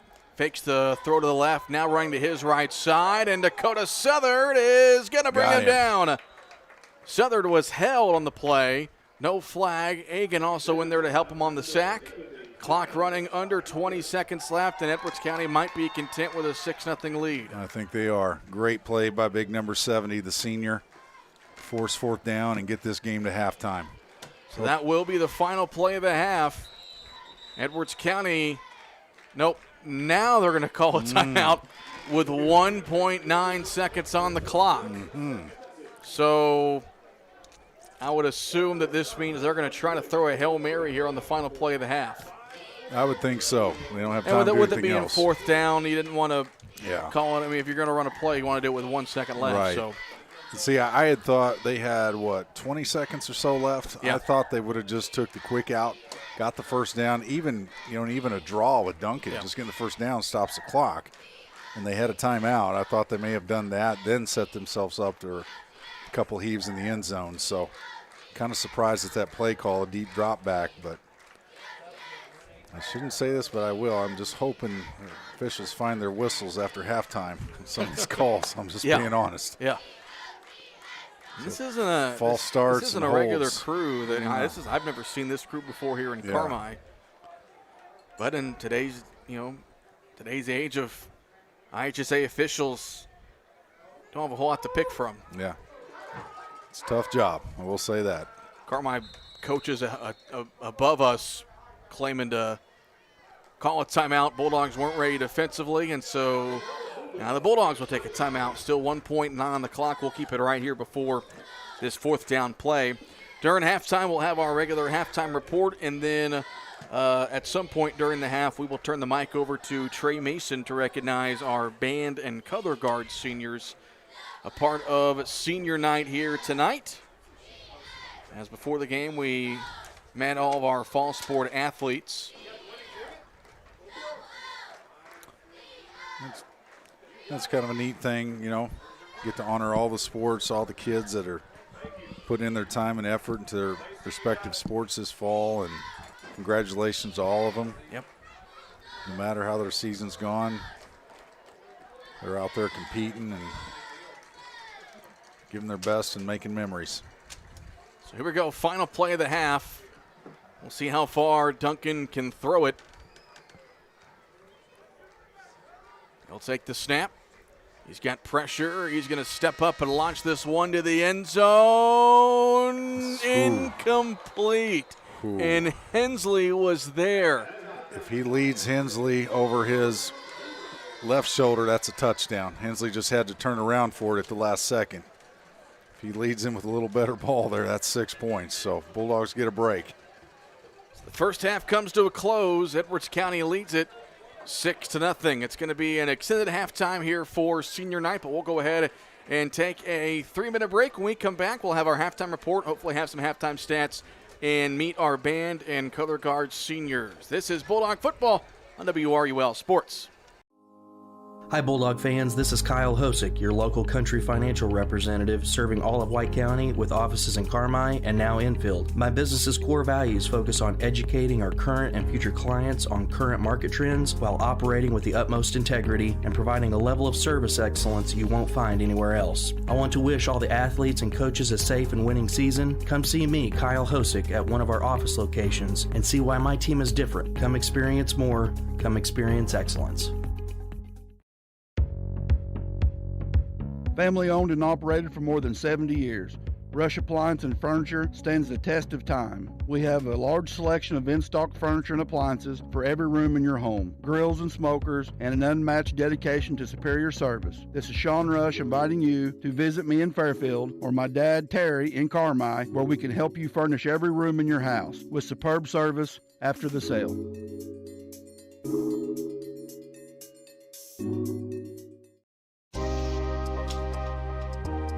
When the Carmi White County Bulldogs hit the field, they play with heart, hustle, and hometown pride. At the Jordan Funeral Group, we're proud to stand behind them. Supporting our team means supporting our community. Whether it's game day or one of life's tougher moments, we're here to walk beside you. Call 618-382-5222 to learn more about Campbell Funeral Home and Stendeback Funeral Home. The Jordan Funeral Group, always on your team, always by your side.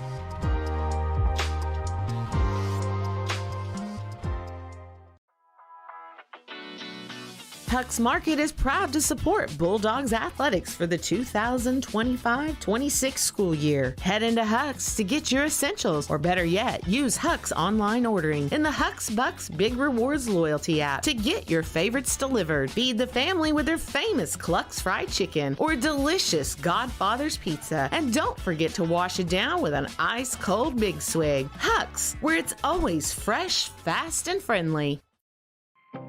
Our community's healthcare starts at Farrell Hospital Carmi Family Medicine, with providers who care for everyone in your family through all stages of life. For your convenience, Carmi Family Medicine offers walk-in weekend clinics, Saturdays 9 to 5 and Sunday 1 to 5, for treatment of minor illnesses and injuries. Quality, relationship-based primary care right here at home in Carmi. Visit farrellhospital.org to learn more.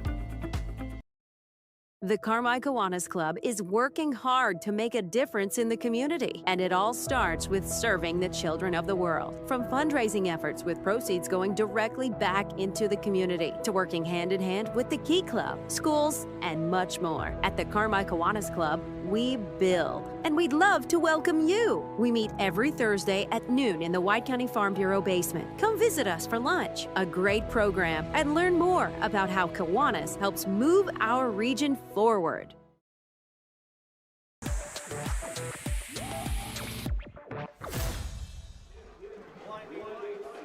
Welcome back to Harrington Jeffrey Stadium. It's halftime here on senior night as Edwards County leads the Bulldogs 6-0.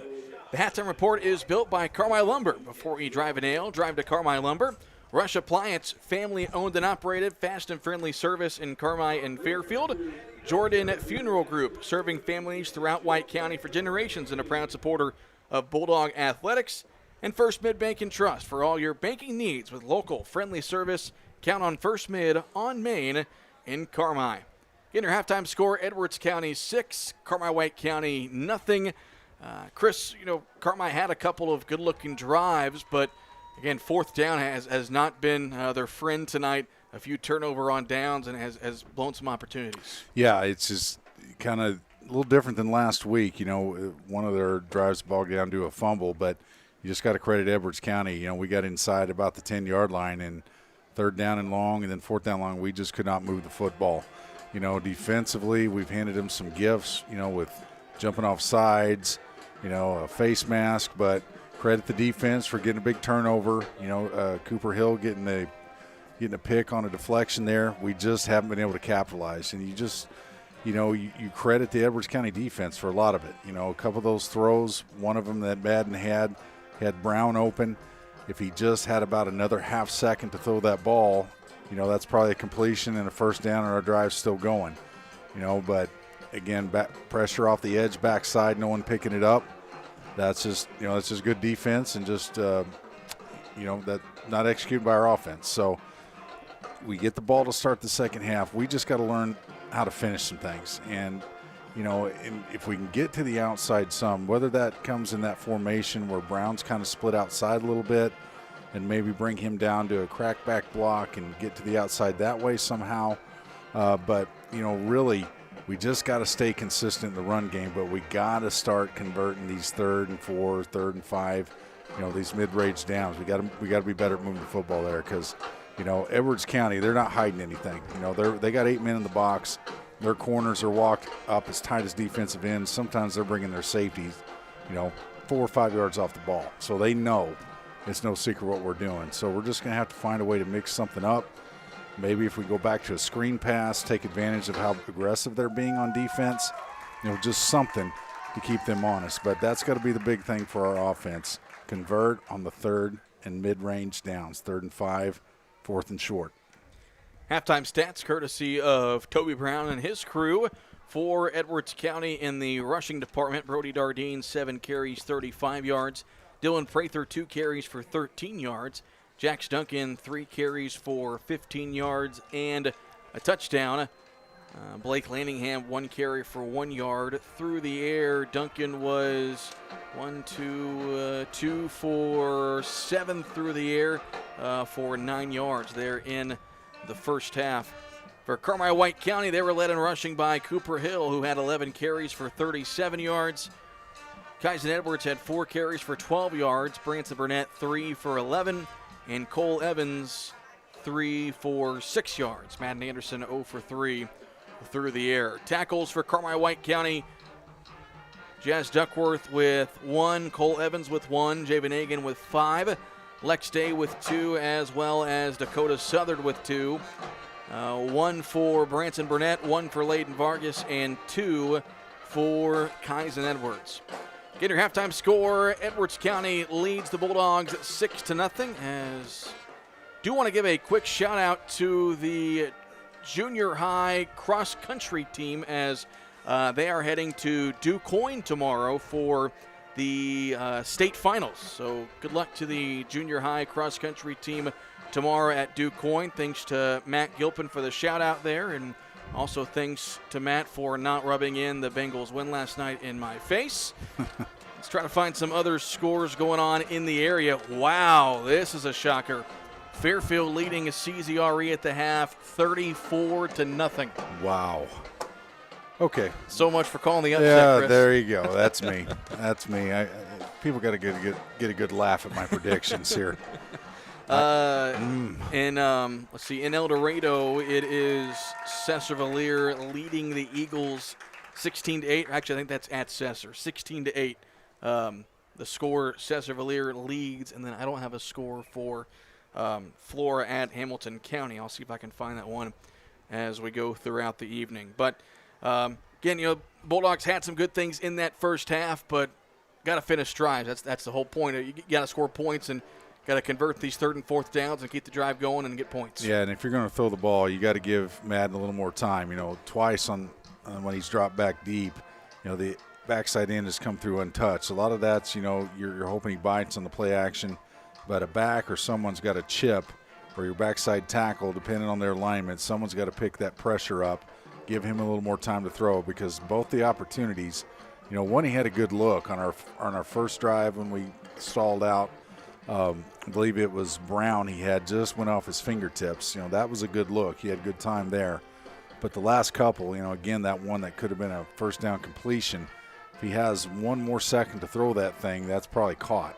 Brown did slip, but I think he catches it before he goes down, if that's the case. So it's just got to come down to the offensive line protecting a little better if we're going to throw the ball.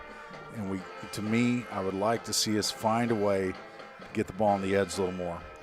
Again, if we go to a wing look, whatever we got to do, pull a tackle on a quick pitch, just find a way to get Hill to the outside a little bit, just kind of break that up a little, But again, we've got to convert when we're throwing the ball, and we may have to the second half, put it in the air.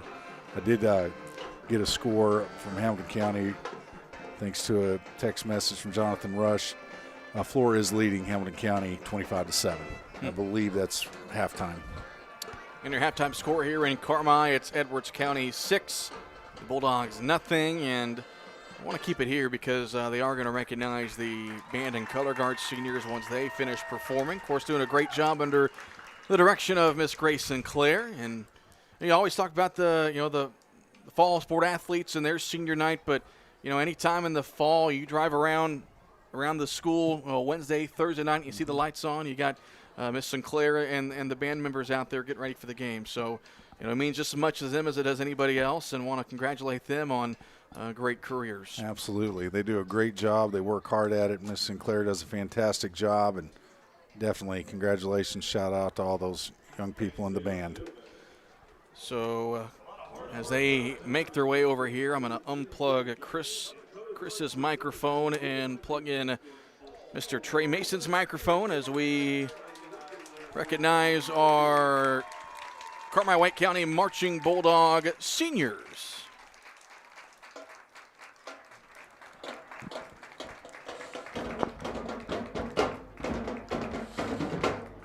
Eventually.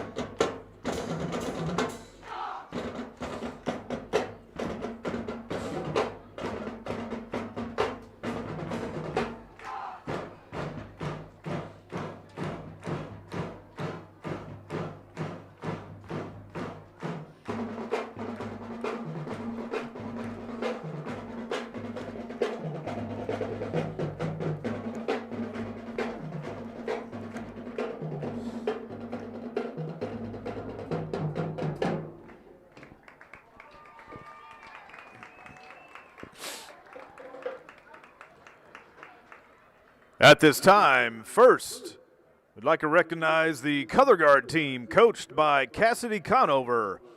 We have the following seniors. First, Carlina Arnold. Carlina has been part of color guard for a year. Her favorite thing about color guard is when she learns new tosses and does them correctly. Carlina's favorite memory is when the color guard sits together and talks about random things before a performance. Her advice to underclassmen is color guard is a great opportunity and a fun experience. Do your best to participate and don't miss out. Carlina's plans for after high school are to attend a 4-year university and continue doing color guard.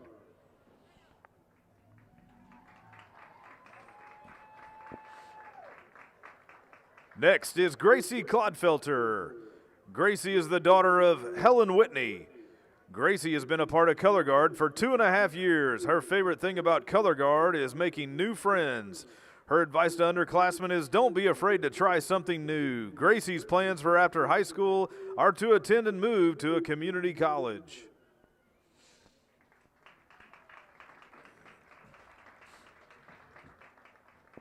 Next up is the band, directed by Miss Grace Sinclair.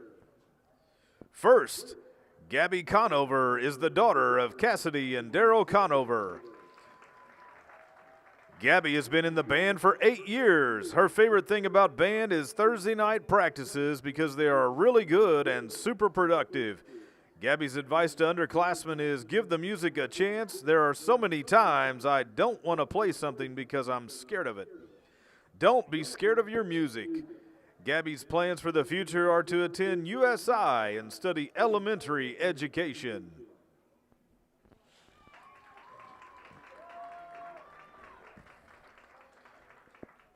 Addison Dozier is the daughter of Ashley Dozier and Matthew Garner. She has been in band for 8 years. Her favorite memory is band from the last year when the lights went out during a football game and everyone pulled out their phone flashlights and waved them. Addison's advice to underclassmen is get involved. I've never regretted getting out of the house, even if I initially didn't want to. Addison plans for the future are to attend USI and later transfer to UE for physical therapy.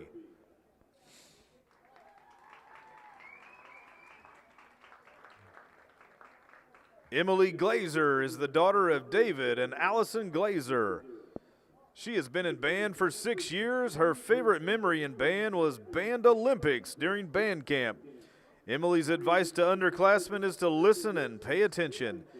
Emily's plans for the future include attending USI and studying radiology technology.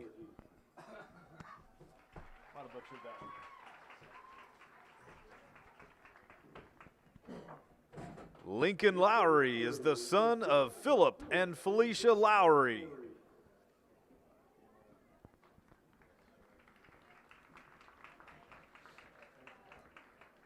Aiden Pretch is the son of Jeremy and Heather Pretch. He has been in band for 7 years. His favorite thing about the band is the Christmas concert. Aiden's advice to underclassmen is keep practicing, never stop practicing. Aiden's plans for the future are to go to college.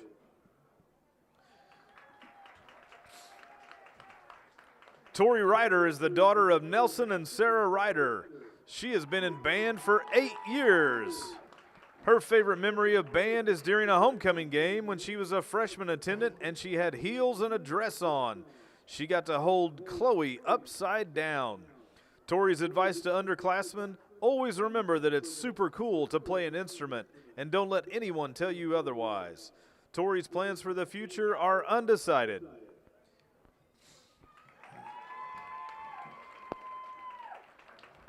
Jacqueline Stevens is the daughter of Karen Stoll. She has been in band for 8 years. Her favorite memory is going to Six Flags for a trip and Tori passing out after riding the Catwoman whip. Jacqueline's favorite thing about band is spending all 4 years with Miss St. Clair. Her advice to underclassmen is play every note like it matters because it does. The memories, friendships, and late night rehearsals go by faster than you think, so show up, be respectful, and make it count. Jacqueline's plans for the future include attending a 4-year university to get her bachelor's degree in nursing.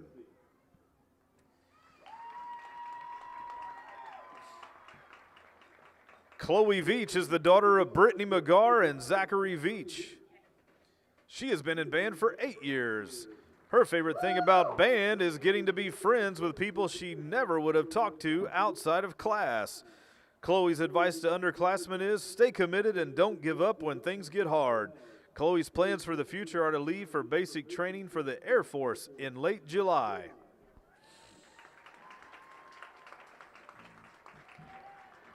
Jovi Wagner is the daughter of Doug and Jessica Wagner.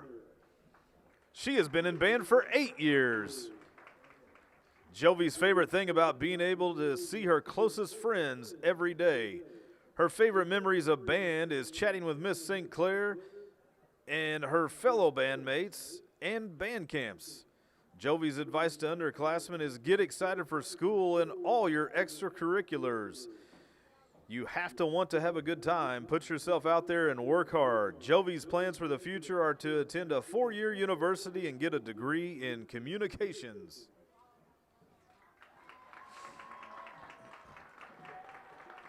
At this time, one big round of applause for all our seniors.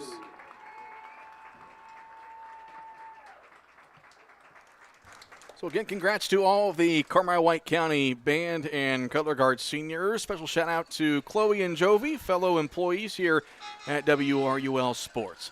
We'll step aside for a 3-minute break. We'll come back and get you ready for the second half kickoff between the Bulldogs and the Lions. Back in 3 minutes. Little Giant Grocery Outlet is keeping score. Every spike, every touchdown, every bucket all year long. And every product you pick up at your favorite local grocer is also priced to help you stretch your dollar. That's the secret to success at Little Giant. Carefully hunting for the best deals so you can stock your fridge and pantry for less. Shop Little Giant, where the giant stands high in the sky. 7 days a week, 7 to 7. Carmi-White County volleyball season is in full swing, and every serve, every spike, every win starts with community support. At First Bank, we're proud to help our Bulldogs soar higher. When you carry the First Bank Bulldogs debit card, every swipe means a donation from First Bank directly to Carmi-White County schools. It's easy to score big for our students. Just shop local and show your Bulldog pride. Supporting Carmi since 1893, First Bank is here for businesses, farmers, families, and future champions. Get your Bulldogs debit card today and help us make great things happen on and off the court. Member FDIC, Equal Housing Lender. Wabash General Hospital Athletic Training and Sports Medicine teams welcome you back to school and sports. Wabash General Hospital proudly serves 13 high schools and 3 junior colleges and is proud to build strong community relationships with area schools and organizations to provide high-quality health care to young people. Learn more by visiting wabashgeneral.com.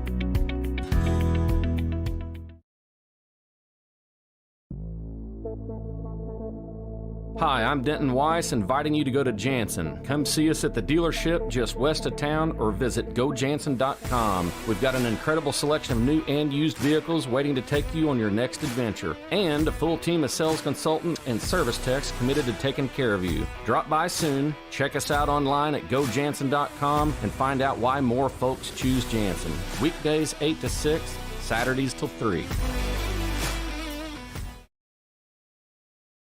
It's our favorite time of the year, Truck Month at Expressway Ford. Right now we've got an incredible selection of Ford trucks. Big rebates and low APRs make this a fantastic time to buy. Drive home the tough and dependable F-150 or the hard-working Super Duty. Plus, check out our Rangers and Mavericks. See our entire truck inventory at expresswayfordonline.com. All priced to sell. Expressway Ford, #1 for Ford trucks, Mount Vernon, Indiana, USA.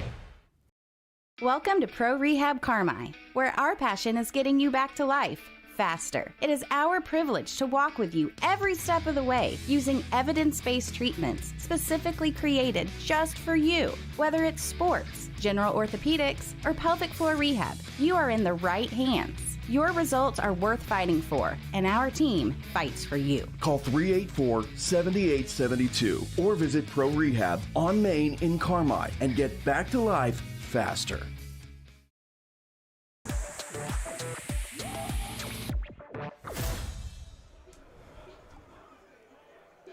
All right, getting set for the second half kickoff between the Bulldogs and Edwards County.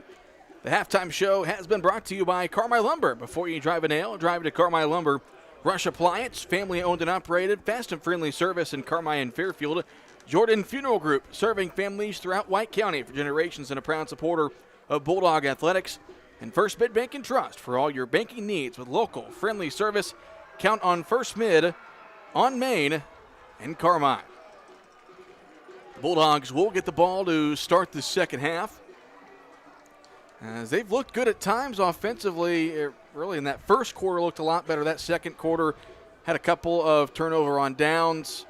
Just really couldn't move the ball as well there in quarter two. Yeah, just got to learn to finish some drives here. Again, you credit a combination of things. A lot of it is the pressure that Edwards County brought. But the Bulldogs, they did hold them out of the end zone there before half. You got the ball, still plenty of time in this game. No reason to be in a panic. Just got to learn to finish the drive. And maybe a spark on special teams here, depending if they kick deep, get some decent field position. But it's as I say it over and over like a broken record, 3rd and 5 has to become first downs. You can't turn into 4th and 5 and turn the ball over. Just got to convert some of those. Reminder of our broadcast schedule for the next week. We'll have Lady Bulldog Volleyball on the air Thursday on YouTube only as they take on Edwards County for what should be a fantastic volleyball match. Should be the Black Diamond Conference Championship match for that. So that will be Thursday night here at home, and then next Friday will be our final football game. That will be a radio-only broadcast with El Dorado not having Wi-Fi there in the press box. So radio only next Friday at El Dorado, and that will wrap up our football season. That quick. In the blink of an eye. And these seniors, especially right now, this moment's got to be hitting them. Their last half of football on their home field. So the Bulldogs will receive the second half kick. They'll be going right to left here in the third quarter. Cooper Hill, Dakota Brown deep to return. The kickoff from Hensley. We saw him boot one through the end zone in the first half, and this one's going to be fielded by Hill inside the 10. Hill running up the middle, gets it across the 30 where he's upended. It'll be 1st and 10 for Carmi at their own 31-yard line. And tackled by a young man who's been all over the field tonight, Jax Duncan. Quarterback, linebacker, he is their do-it-all football player. You talk about kind of a unique aspect to Edwards County, and under Russ Gerlach, they've always been this way, but special teams. I mean, they despite their struggles, they're usually the only team in the conference that kicks extra points. And when you have someone that can kick as deep as Hensley on kickoffs, you can pin teams in their own territory on these drives. And it's kind of one of those underrated factors. You talk about the three phases of the game, and that can make or break a couple of games. Absolutely. And the other thing is, if you need to win a game with a short field goal, something no one else has. So 1st and 10 for Carmi Power I at their own 30-yard line. Handoff goes to Hill up the gut, and Hill will take this one across the 35 to the 36-yard line, brought down there by number 62. That was Pierce Young on the tackle. 5-yard gain. Good solid run by Hill on the ISO, keeping us ahead of the chains to start the drive. That time a little better job getting hat on a hat. Notice Gomad at tight end had a much better turnout block there, matching up on the ends. So Carmi just needs to learn to finish. We just got to take this ball down, be patient, finish this drive. Bulldogs in the stack eye here on 2nd down. Handoff goes to Branson Burnett up the middle. Branson looking for some running room. He'll get a couple of yards up to the 39.5. And it will be 3rd and about 2 here for Carmi. This is the down that hasn't been real kind to us tonight. 3rd and short. Let's see if we can convert this. So 3rd and 2. We've played 1 minute and 15 seconds here in the third quarter. 3rd and 2. Stack eye again. Anderson under center. The give goes to Hill up the gut. Hill's going to have the first down across the 40 to the 44-yard line. That will be a First Bank first down. Just like the Bulldogs, First Bank is making great things happen. That time, Edwards County brought pressure. They walked their linebackers up tight. They blitzed through the gaps. Did a good job accounting for everybody. Kaizen Edwards did a nice job leading through there, taking on the middle linebacker. That was Duncan he took on. Oh, you, Chris, you've loved that stack eye formation since we saw it. Loved it. Come in last season. 1st and 10 for Carmi, back in the stack eye again. It's a miscommunication as the handoff goes to Cooper Hill, and he is crushed. Dardine and Duncan combined there for the tackle, as that was disaster for Carmi. That was, I mean, for him to just hang on to the ball was a miracle right there, because that had turnover written all over it. Again, something positive. You convert a first down, 2 plays later, miscommunication, you got a 1-2 yard loss. Got to be on the same page. 2nd down and 11, 9.5 to go here in the 3rd quarter. Edwards County leads 6-0. Handoff goes to Cole Evans here on the left side, and Evans is slung down. 52, Brandon Edgen on the tackle, no gain. They're going to say Evans got back to the original line of scrimmage, 3rd and 10. Looked like a hole was there for a second. Edgen, that shows you his strength, 245-pound senior. You know, he was kind of unblocked. It was kind of a misdirection play. You saw him look at the initial fake, but he was just standing there waiting on Evans, just with his bare hands took him down, and that's not easy to do with a kid as strong as Evans. So 3rd and 10, Bulldogs in the stack eye once again. Anderson under center. They go back to Evans off the left side, and again, nowhere to go for Cole Evans. It's 4th down. And I'm telling you, I said it earlier, you see why Caden Hart's an all-conference player. He has just been an absolute force on that defensive front tonight. Now the Bulldogs are going to punt. So the Bulldogs get a first down, and then 3 straight runs of really nowhere to go, and they'll bring out the punt team for the first time tonight. Anderson back in the punt formation. Good snap, and he boots this one away. It will be fielded at the 29-yard line by Hensley, and he's brought down by the long snapper, Javen Hagan. The Lions will set up at their own 29, 1st and 10. Good hustle by Hagan getting down there.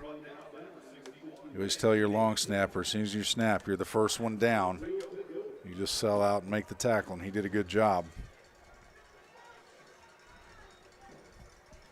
So 1st and 10 for the Lions at their own 29. They lead 6-0. Their first drive was a 3-and-out. Their second drive, they marched down and scored, and no one has touched the scoreboard since. They were a few inches away on a Hail Mary pass at the end of the half from scoring. We'll see him come out in the eye with a wide receiver out wide to the left on 1st and 10. Duncan under center. He'll ride the fullback, now run the option left side. Cuts back to the middle, and Duncan breaks a tackle. Now he's off to the races on the far sideline. Now he shuffles it off to Dardine. He'll break a tackle, and Dardine takes it all the way inside the Carmi 30-yard line. No flags. You can see the danger in that option. You have got to commit to the quarterback immediately, and there was no one who committed to him. We had the pitch covered, but no one taking the quarterback. You can see the danger, why you have to force him immediately to pitch that ball. You can't allow him the freedom to either fake a pitch or keep it. He's too good an athlete, number one. But if you don't pressure the quarterback immediately on the option, it will kill you. The Lions just took advantage of it. 1st and 10 for the Lions inside the Carmi 30. And this time they hand it off to the fullback, Prather, and he's got nowhere to go. Egan and company in there for the tackle, no gain. Good job in there, Egan. Vargas getting low, holding his ground there, and that's how you stop the fullback. Your down linemen are committed to the fullback, but that end has to immediately be all over the quarterback. So they say a gain of 1 there for Prather. 7:15 to go here in the 3rd quarter. Edwards County leads it 6-0. 2nd and 9 as they walk to the line of scrimmage in the eye, with Hensley out wide here to the near side. Duncan under center. Bulldogs move, and they're going to get him for an offsides. Third one of the night. And Chris, this is where Carmi has struggled this year. Third quarters. If you really look back at the box scores in all of their games, a lot of times it's been 1-score games at half, 2-score games at half, and the third quarter is just when things start to kind of fall apart. Just fall apart, and I don't know if you feed off, the energy, the negative energy off that last drive. It just rolls over to the defense, but you can't be jumping off sides this late in the season. Third time in a game. 2nd and 4, Duncan under center. He'll take the snap. They toss it here to the near side. Here's a reverse. Hensley on the far side. He's got room, and he gets a block from Duncan. Hensley puts his foot in the ground, cuts back to the middle, trying to find the end zone, and he will take it all the way inside the 5, down to the 1. 1st and goal, Edwards County. And you can see the momentum penalties create for the offense. I think Edwards County's sensing it after they shut us down. That last series, it's just kind of been the story of the last few weeks. You're right, Cole, the third quarter, something happens to the energy on this team. I think we needed a positive drive to start this half to get something going, get our energy back, and it just didn't happen. It's rolled over to the defense. Now Edwards County on the verge of going up 2 scores. So 1st and goal at the 1-yard line. Duncan under center. He'll hand it off to Dardine. Hit initially, and he is in. Touchdown. Well, Burnett had him for a split second. Dardine just powered his way in there. And what was 2nd and long is fed by a penalty. Turns 2 plays later into a score.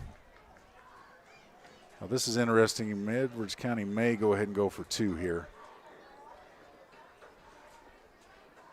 I would get it back to a full 2-touchdown lead. Yeah. The extra point was blocked on their first score, so they are going to they're going to go for the PAT. Yeah. Hensley, the kicker.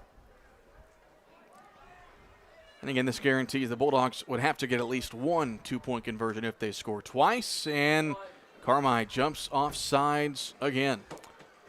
And this will put the ball at the 1 for the 2-point play. And that was planned. Again, if you notice, the Lions were kind of overloaded to that one side, and so it is legal to shift pre-snap. Their wingback was just going to go over and set at the other side, and the Bulldogs reacted to that motion. Oh, Lions jumped. I thought watching the replay, I thought I saw a flinch from the yeah, if that was the case, then yes it's on from them. The offensive line, so they do call a false start. All right, good. We got a break there. So we'll see if they still want to attempt the PAT now. Pre-game, Hensley was out there kicking about 30-yard, 40-yard field goals. So yeah, this is interesting. Let's see. This would back it up to the 7, which would be a 24-yard kick for the PAT, and I think that might be what they're going to do. Yeah. See Duncan over there talking to the sideline, so let's see if they send a play in with him. Gerlach's still on the tee out, so they are going for 2. So this could prove to be a pretty big play with 6:04 to go in the third quarter. Wide receiver here to the near side, Duncan under center. He'll take the snap, going to go back to pass, rolls to his right, throws, intercepted. Nice play by Lex Day. And that will keep the Lions out of the end zone, the 2-point play, so the score will stay 12-0. 6:04 to go in the third. We'll step aside for a 30-second break. This is Bulldog Football on WRUL Sports. Life can be complicated, but managing your money should be simple. Whether you need to check your balances, deposit a check, pay bills, pay a friend, or transfer money to retirement savings, First Mid Online and Mobile Banking keep your finances simple every step along the way. With First Mid Bank and Trust, you can manage your money anytime right from your smartphone. You can even sign up for real-time alerts to stay on top of your account activity. Learn more about these conveniences at firstmid.com. First Mid Bank and Trust. Member FDIC.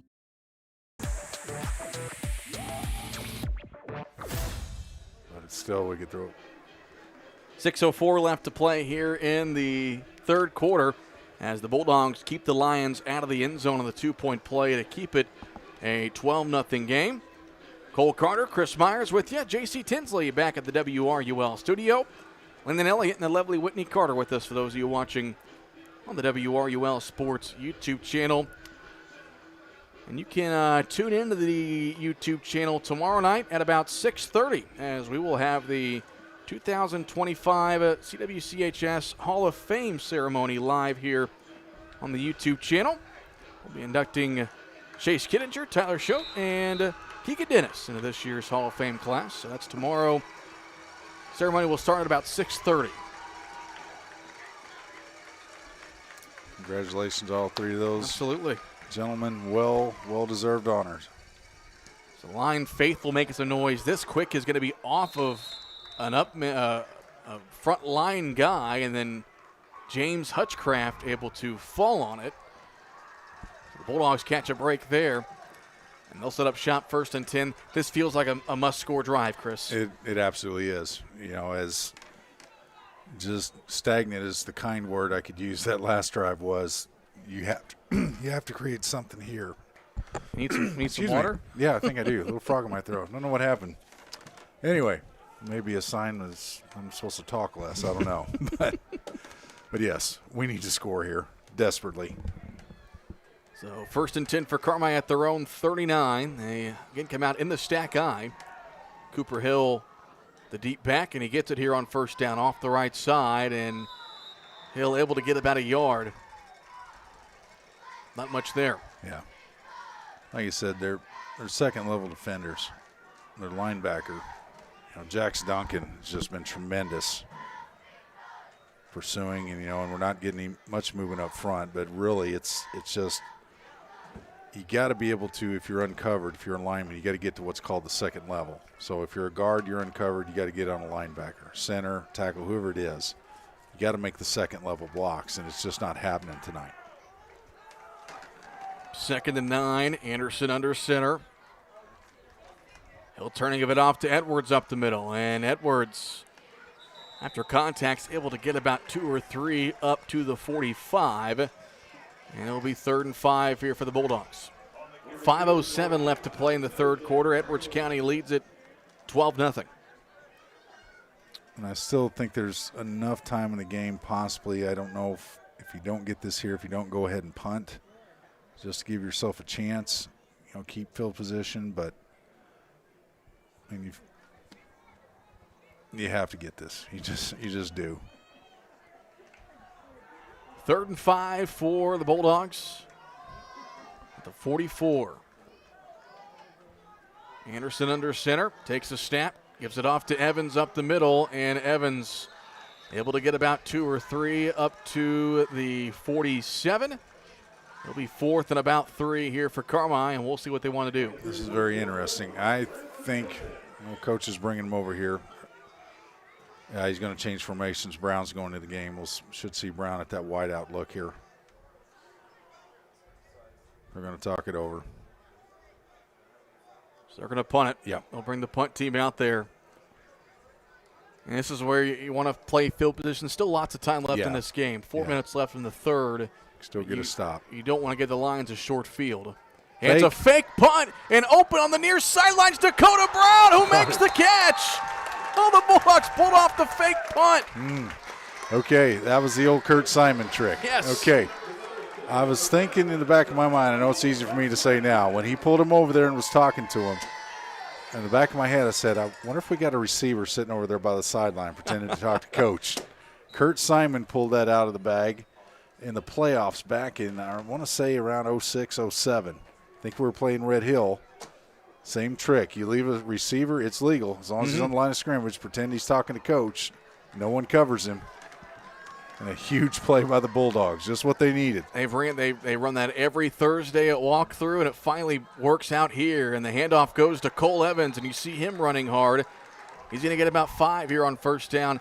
And, Chris, it can be a play like that sometimes to spark your team. Carmi's needed a spark tonight. Absolutely. And I think that it definitely saved this game, more or less. So we can take this thing. Now we're inside the 30. 2nd and 5. Good run there by Evans. That gave us some life. It definitely did, and it was special teams. You mentioned that earlier. Sometimes it's special teams, and that's where it was. 2nd and 5. Under 3 minutes to go in the third quarter. Anderson under center. Handoff goes to Evans off the right side. Evans just trying to get what he can inside the 30 to the 26. Called a gain of 2. 3rd and 4 coming up. And without question, it's 4-down territory now. But I'm like you, Cole. I just feel the Bulldogs have to score on this drive. If they don't, it just may take the wind out of the sail. 3rd and 3. Anderson under center. Lions stack the box. Fullback give goes to Edwards, and he gets pushed backwards for no gain. He might have lost a yard, actually. And you have to go for it here, obviously. 4th and about 5. Called 4 here. 1:56 and counting left here in the third quarter. Bulldogs facing another 4th down. See if maybe we get a screen, maybe we go to a hard count. I know Gerlach's telling his D lineman, watch the football. Don't give him a freebie here. Look for a hard count. 4th and a long 3. Anderson goes for the hard count. Lions don't jump, and Clinton Wolf calls a timeout. 1:35 left in the third quarter. Edwards County leads 12-0. This timeout brought to you by Pro Rehab. Reminder to count the Pro Rehab team for your physical and occupational therapy at 1706 West Main in Carmi. Back in 30 seconds. Every game starts with a solid plan, and so does your insurance. I'm State Farm Agent James Cook, and whether it's auto, home, life, or health, we're ready to tackle your insurance needs. We block the risks, protect what matters most, and help ensure that you score big. So when life causes a fumble, our team is there to help you recover. Like a good neighbor, James Cook and the State Farm team are there.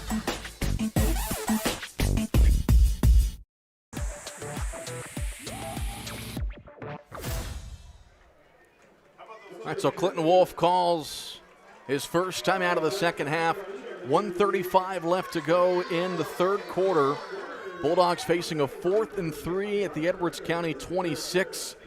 We saw them convert a 4th down earlier on this drive on a fake punt. And arguably the play of the game thus far coming up right here. 4th and 3, and it is a long 3. Edwards County's defense has really stiffened up in the middle. So linebackers walked up tight, but you know they may be expecting some type of play action here. A little bit of a different formation here. Dakota Brown, Jazz Duckworth, the 2 tight ends, and now 4 players in the backfield. Carmi's got too many on the field. Yeah, he's got to burn a timeout. Miscommunication again for the Bulldogs, as that was 4 guys in the backfield. That's new, and then when you have 2 tight ends, that's something's not adding up there. So called too many men. Gonna have to burn another timeout, and that's you got to think in this type of game, down by 2 scores, you might get to a spot in the fourth quarter where you've got to stop the clock. So burning those back-to-back timeouts is costly. Could hurt Carmi. At the next level of the NFL, I believe that's penalty. You break the huddle with 12. Not in high school, but it did force Coach Wolf to call a timeout. Now, if they would have snapped the ball with 12 on the field, and you can always try to do it without anybody noticing. And I think, or if one of them was just ran off the field before they snap it, it'd been okay. But I think you're right, and no one knew who was supposed to be in. So 4th and 3, we'll try it again. Ball at the Edwards County 26. Bulldogs got to get to about the 23 to convert this. It's a long 3. Yeah. Officials conferring with Coach Wolf here. Now that might they may be call the penalty. I think they are going to call that. Yep. Yeah. 12 men. They broke the huddle with 12 players. I don't think you can even have 12 in the huddle, and so and they broke the huddle with it. I wonder if they will allow Carmi that second timeout back. Yeah, that's true. That's a good point. That's costly. Goes from 4th and 3 to 4th and 7 now at the 31. Call it 4th and 8. Anderson going to go back to pass. looking, trying to set up a screen, nothing there. Lions read it, and the Bulldogs turn it over on downs once again. That was just a good defensive play there. I'd said, they're probably going to expect a play-action pass. And they held their water. They watched film, but goal again, the dreaded penalty. What has just killed us all season long in these situations rears its ugly head again. 90 seconds left to go here in the third quarter. Edwards County has the ball in a 12-point lead, 12-0. We've seen them take a lot of time off the clock in some of their possessions tonight. Yeah, and you kind of sense, this is going to be the last stand defensively for the Bulldogs. They've got to get at least, hopefully a 3 and out. Duncan under center. They fake the fullback give. Duncan keeps it, and he's brought down right away. Again, I thought Prather might have left the fullback a little bit early before the snap, but no gain regardless. Been happening all night. That time the Bulldogs read it well. Evans and Agan over there doing a good job. That time reading the option much better, but it just goes back to what's happened all season, Cole. Just in critical situations, we've been our own worst enemy. Under a minute left here in the third quarter. 2nd and 10. Lions send 2 receivers out wide of the near side. 2 running backs behind Duncan under center. Quick throw here to the near side. This is Hensley. He gets to the sideline and is pushed out of bounds by Cooper Hill at the 37. It'll be 3rd and 3 here for the Lions. Stops the clock at 45 seconds. Good pursuit by Hill. Not just Duckworth driving his defender back. If he sheds that block a little quicker, he might have been there to make a play a couple 3 yards earlier. But if Edwards County doesn't get it here, I'm not shocked if they go for it. Clock will start running on the snap. 45 seconds left in the third. 3rd and 3 for the Lions at their own 38-yard line. Duncan under center. Takes a snap. They hand it off to the fullback, Prather, and he's going to have the first down across the 40 up to the 44-yard line. The Lions move the chains. That's nothing but just good offensive line play by your centers and guards. It's short yardage. It's classic short yardage football. Give it to your fullback. Offensive line getting movement. Prather just plowing ahead and getting that first down. And that was very big for the Lions because now this drive continues. The clock runs. This is going to go to the fourth quarter with them having 1st and 10 at midfield. So 1st and 10 for the Lions. When we come back, we go to the fourth quarter. Bulldogs trailing 12-0 here on senior night. We'll step aside for a 1-minute break. This is Bulldog football on WRUL Sports. The charm of London. The romance of Paris.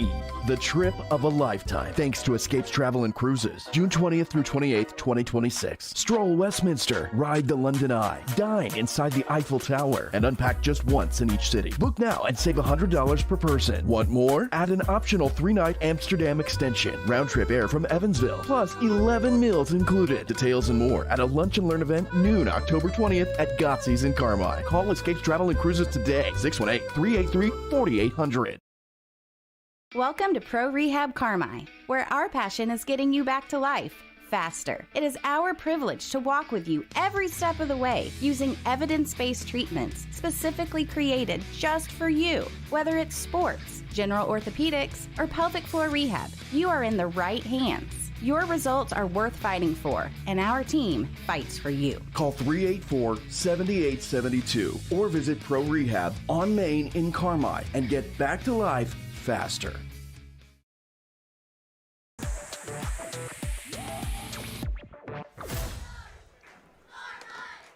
Ready for the fourth quarter here at Harrington Jeffries. Edwards County leads Carmi-White County 12-0. Cole Carter, Chris Myers with you. J.C. Tinsley back at the WRUL studio. Landon Elliott and the lovely Whitney Carter with us for those of you watching on the WRUL Sports YouTube channel. Final 12 minutes of football here at the friendly confines for the 2025 season. The Bulldogs need some plays. Down by 2 scores And on defense, 1st and 10 for the Lions. Duncan fakes the pass, looking to throw, throws a deep ball, got a man open down the far sideline, incomplete. About 5 yards in front of the intended receiver, Blake Landingham. Going for the knockout punch there. They were. I was wondering if they were going to take a shot, because either way, if they do it by milking the clock or if they went for the home run there, they can deliver a knockout blow here in this game.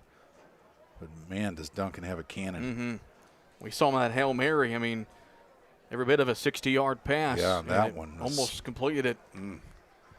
That would have been 6 points if it was just thrown about a couple yards shorter. 2nd and 10. Stops the clock, 11:54 to go in the ball game. Duncan under center. They'll hand it off to Dardine off the left side. Dardine gets it across midfield and will drag a Bulldog with him inside the 45-yard line. That'll be a first down. Edwards County kind of testing the waters for the long ball that last play, but I think they've discovered that their ground game is just not being stopped right now. And really, they could take this clock down as far as they want unless the Bulldog defense finds a way to stiffen up here. 1st and 10 for the Lions at the Carmi 45-yard line. 11.5 to go in the ball game. 12-0 Edwards County. Quarterback sneak for Duncan, and he's going to take it inside the 40. He's stays gone. on his feet. He's going to go all the way for a touchdown. I mean, what do you say when your quarterback goes 45 yards on a sneak? It's a testament to his athleticism, but a lot of arm tackling there. And it looked like we were in slow motion, and he was running a sprint. So that may be the knockout punch right there, Cole. Makes it 18-0, 11:16 to go in the ball game. And we'll see if they're going to attempt the extra point or go for two.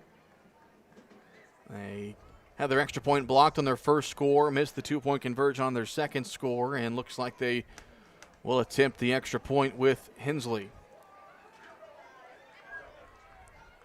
Just to make it 19-0. Spot down, kick is up, and Hensley's kick is good. Make the score 19-0. Edwards County with the lead. 11:16 to go in the ball game. We'll step aside for a 30-second break. This is Bulldog football on WRUL Sports.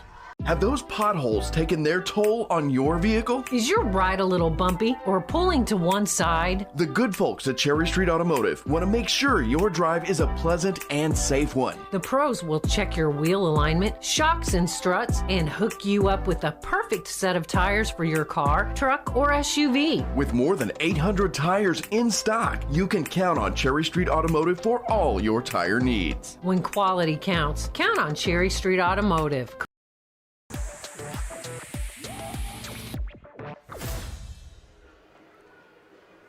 Edwards County extends their lead 19-0 with 11:16 left to go here in the ball game. As Edwards County has got a lot of bounces to go their way, but you got to tip your cap. They came ready to play here tonight, and they've gotten the momentum from the start, and big plays like the long run there by Duncan for the touchdown. Yeah, and it's all set up by their defense. 4th down opportunities Carmi's had.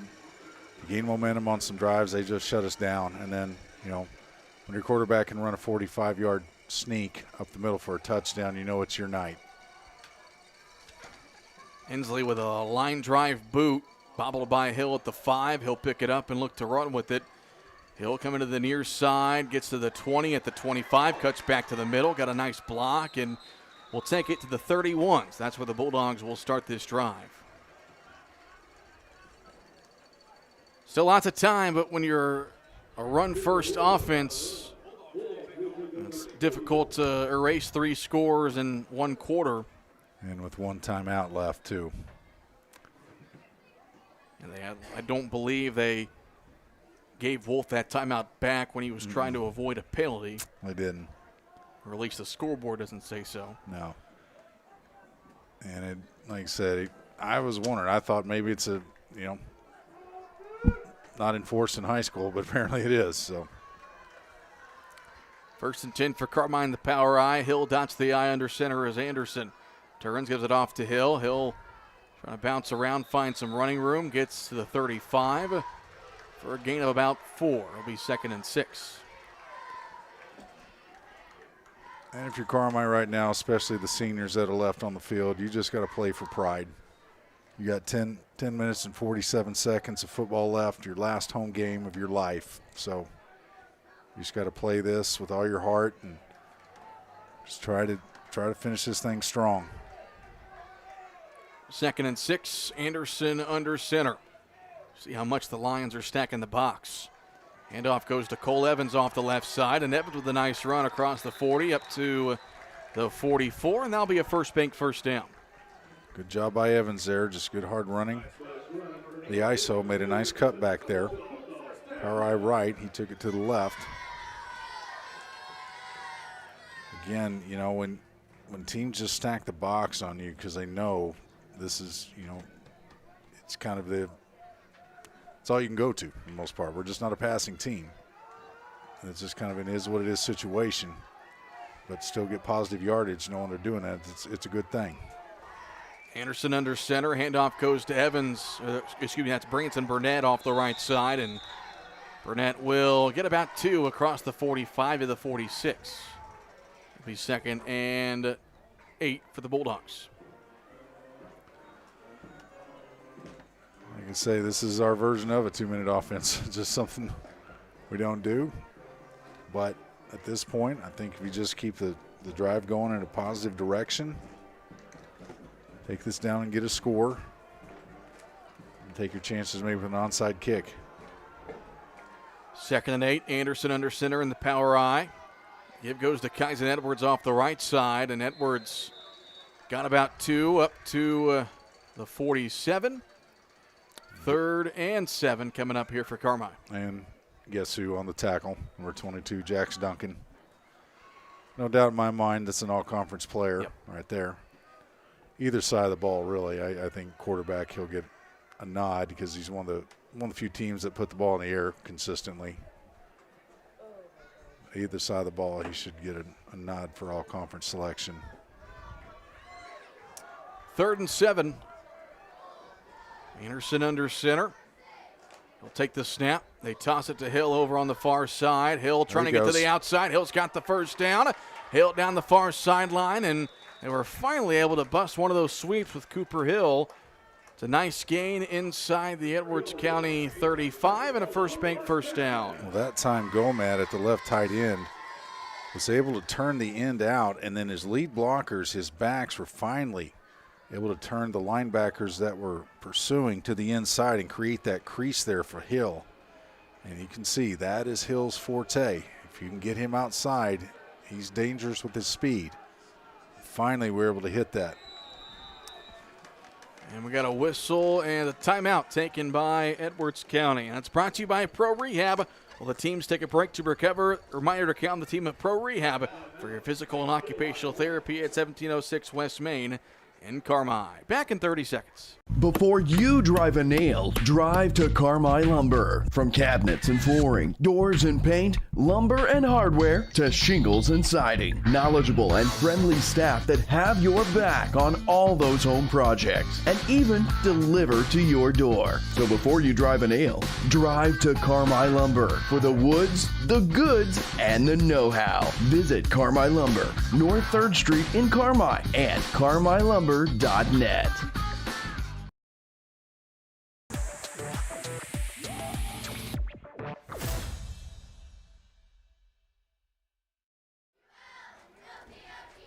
Timeout taken by Edwards County, brought to you by Pro Rehab. 8:39 left to play in the ball game. Bulldogs have it 1st and 10 at the Lions 34, but running out of time and facing a 3-touchdown deficit, trailing 19-0. Cole Carter, Chris Myers with you. As we'll see if the Bulldogs can continue this drive. And if you're Coach Wolf, I mean, you just keep going with what's been working here, the power eyes, and maybe hitting a toss to this side, or do you take a chance putting in the air, which hadn't gone great for us tonight. I think we're going to stay in the power I, obviously.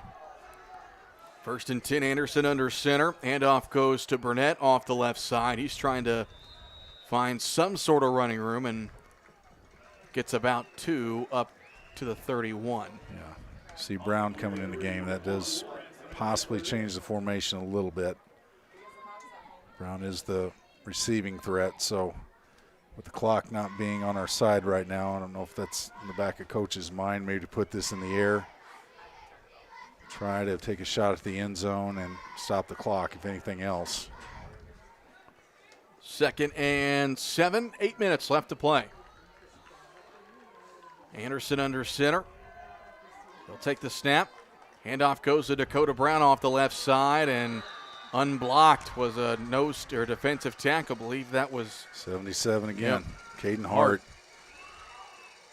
Loss. They'll give Brown forward progress back to the line of scrimmage, or the original line of scrimmage, that is. Loss of 2, 3rd and 10. And that handoff didn't look clean either. I think it looked like Anderson barely had control of that football when he gave it to Brown. But nonetheless, the pressure that was created by Dylan Prather and Caden Hart, that play was going nowhere. 3rd and 10. Anderson under center. He'll toss it here to the near side to Hill. Hill trying to find somewhere to go and gets suplexed. Trying to hurdle over a defender. Guess who? Jax Duncan. That's 4th down. Yeah, that was just a pure power slam there. I think if Hill just keeps taking that thing to the outside, maybe he creates a little something. But, man. Props to Hill for not getting the wind knocked out of him. Yeah. I would need a gurney to take me off the field after that hit. I wouldn't be getting up for a week. 4th and 9. Under center is Anderson. He'll go back to pass. Pressure off the backside. Madden able to stay on his feet and fire downfield. Incomplete. And the Bulldog coach is asking for a flag. There is none. And a turnover on downs. Edwards County will take over. Yeah.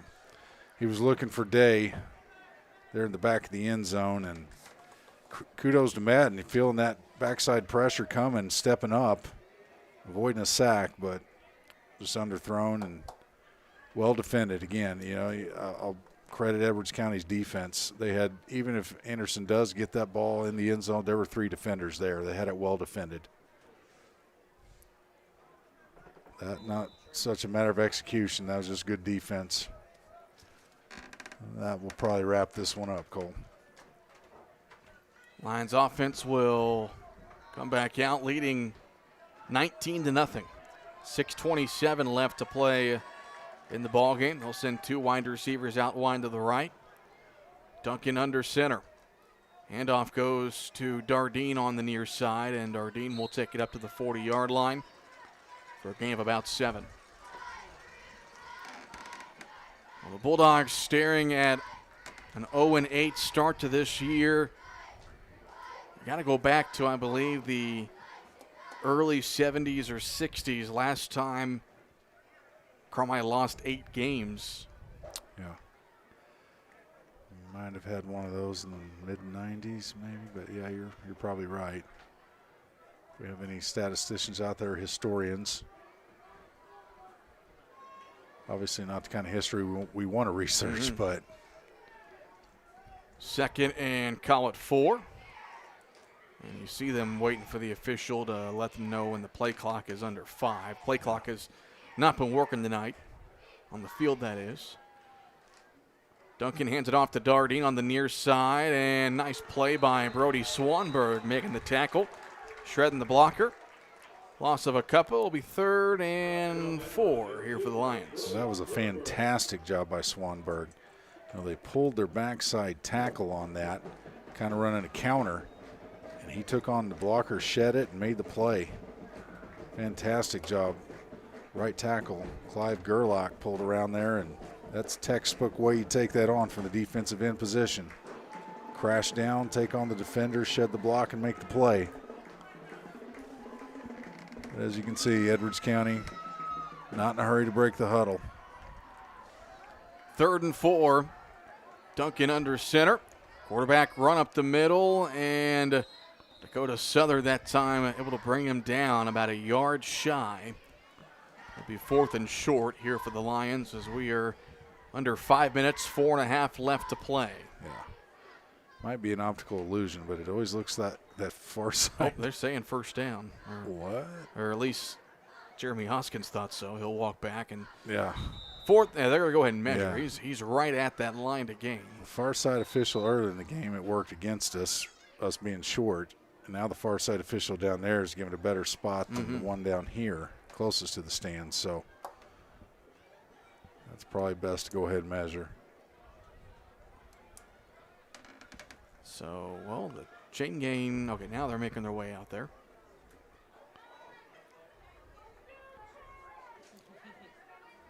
I personally thought he was a little bit short. Yeah, I thought so too. We'll see. And he's not. He's got it. Wow. So first down for Edwards County to the 43-yard line. With 4:17 left to play, this is just a couple of snaps away from being over. Yep. How much more can I be wrong about tonight? Predicted a Christopher upset. Thought he was short on. I'm still stunned at that score. I mean, I didn't Fairfield, expect that. You know, we talk about the teams in the BDC that's really turned it on in the second half. Fairfield's one of those teams. Sure have. You know, Fairfield barely squeaked by this Edwards County team in week 1, and it's just amazing. On their way to their 5th win tonight. So Duncan will go under center, under 4 minutes left to play. Handoff goes to Dardine off the right side, and Dardine able to slip one tackle and take it to the 48.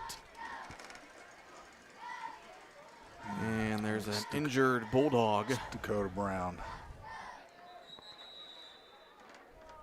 And he's waving him off. He says he's all right.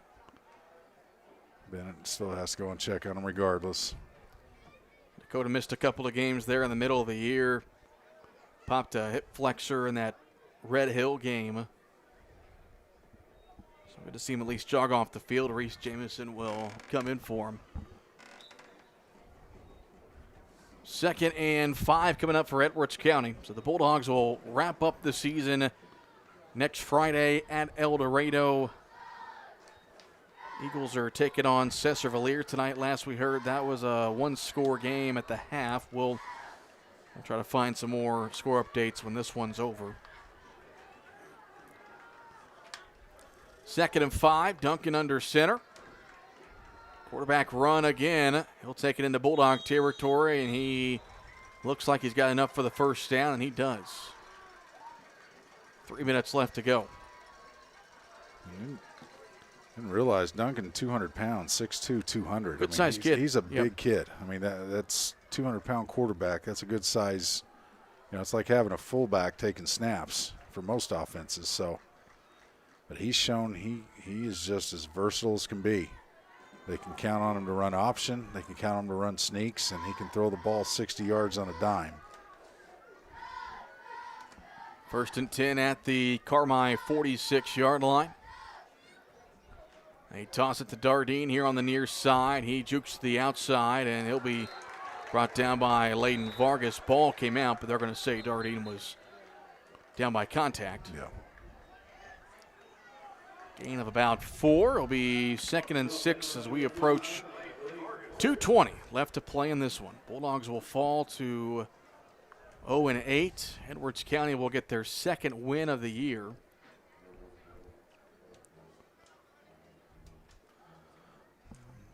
Edwards County, if they probably snap it out, you know, we don't have the play clock up here. Play clock is normally 35 seconds. So they're going to snap it, as you said, Cole. The officials keeping track. If they get one more first down, that will end the game. Duncan under center. They give it off to the fullback. This is number 33, the ball carrier. That's Aiden McDowell.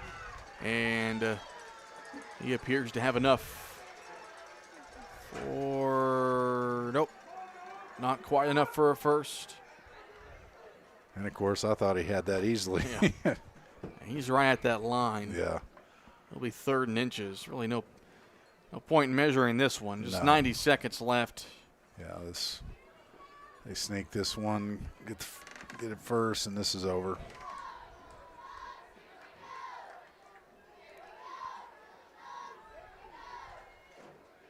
Duncan under center, quarterback sneak, and he's going to have that first down to the 33. So we'll probably see a kneel down here, and this one will be all wrapped up. Got to tip your cap to Edwards County. Really controlled the game offensively. You know, Carmi had some good drives in the first half. But, again, just the inability. I'm curious to see what the final third and fourth down conversion rate was for Carmi because, you know, only one punt. They didn't turn the ball over. It was just not being able to convert third and fourth downs. Yeah, and you credit their defense. It wasn't a lot to do. You know, in past games, you can blame our mistakes, penalties, what have you. Tonight, it was just Edwards County playing good defense on those third and fourth situations. Might have to snap the ball twice here. Duncan takes a knee with 49 seconds.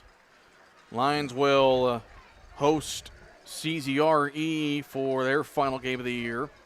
And with CZR losing to Fairfield tonight, the Bearcats will have to win that one at Albion for them to make the playoffs. So the Lions a chance to play spoiler next week at home on their senior night. One more snap from Duncan. He'll take a knee, and this one's over. Final score, Edwards County wins it 19-0.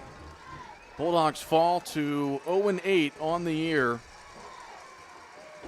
And they'll have one more game next Friday at El Dorado to wrap up the 2025 campaign.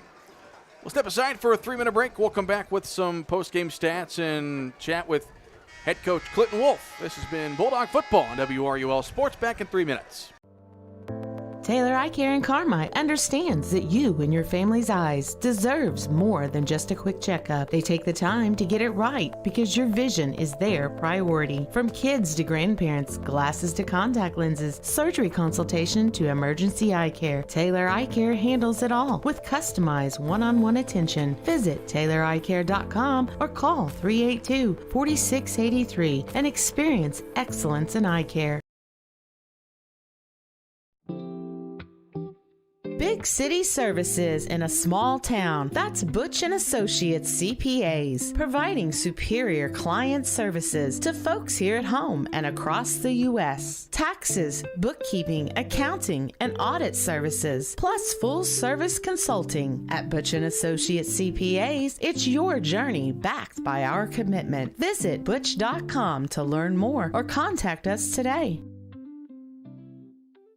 Hamilton Memorial Hospital Carmi Family Clinic continues to be there to meet the needs of White County. Nurse practitioner Catherine Adams is accepting new patients at the Carmi Family Clinic location at 1112 Oak Street. Whether it's routine visits or acute needs, the dedicated care team is there to ensure wellness for the entire family. Hamilton Memorial Hospital Family Clinic. The care you need, when and where you need it. Close to home. To schedule an appointment, call 618-382-5330.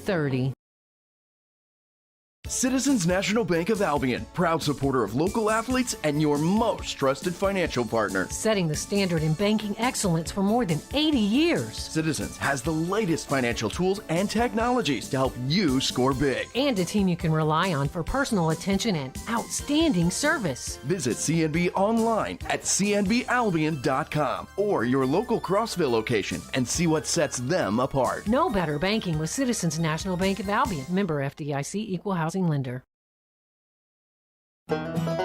Great teamwork is no accident.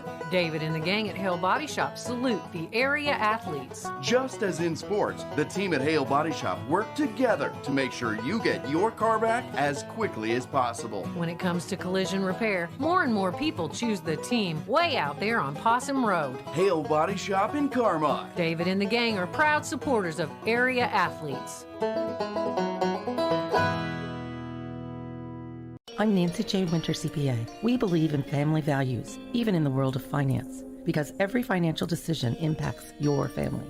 For all the milestones in your life, our team is here to maximize your savings, minimize your taxes, and help you plan for a prosperous future. Visit Nancy J. Winter, CPA in Carmi for tax planning, saving for college, retirement planning, and the expertise to help get you where you want to be. Learn more at nancyjwintercpa.com or call 382-2364. Nancy J. Winter, CPA, where you are treated like family.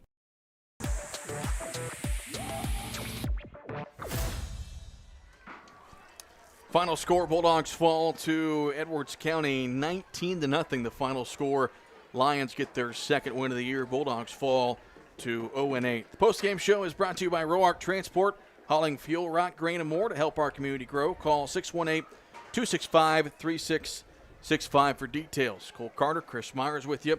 J.C. Tinsley back at the WRUL studio. Landon Elliott and the lovely Whitney Carter with us. As got stats from our guy Toby Brown, but you know, Chris, it's almost the same script as we've had the first, almost full season so far. As first half, right there, it's a one-score game at the break, and then late third quarter, early fourth, wheels just fall off. Yeah, it's just a tale of two halves. He played really good football the first couple series, defensively especially.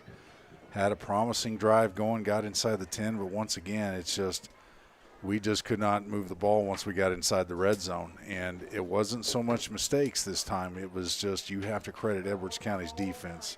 Now, there was one time in the second half where, a 4th and 3 became 4th and 8 because of breaking the huddle with too many players on the field. We were down 12-0, trying to, had something going, potentially.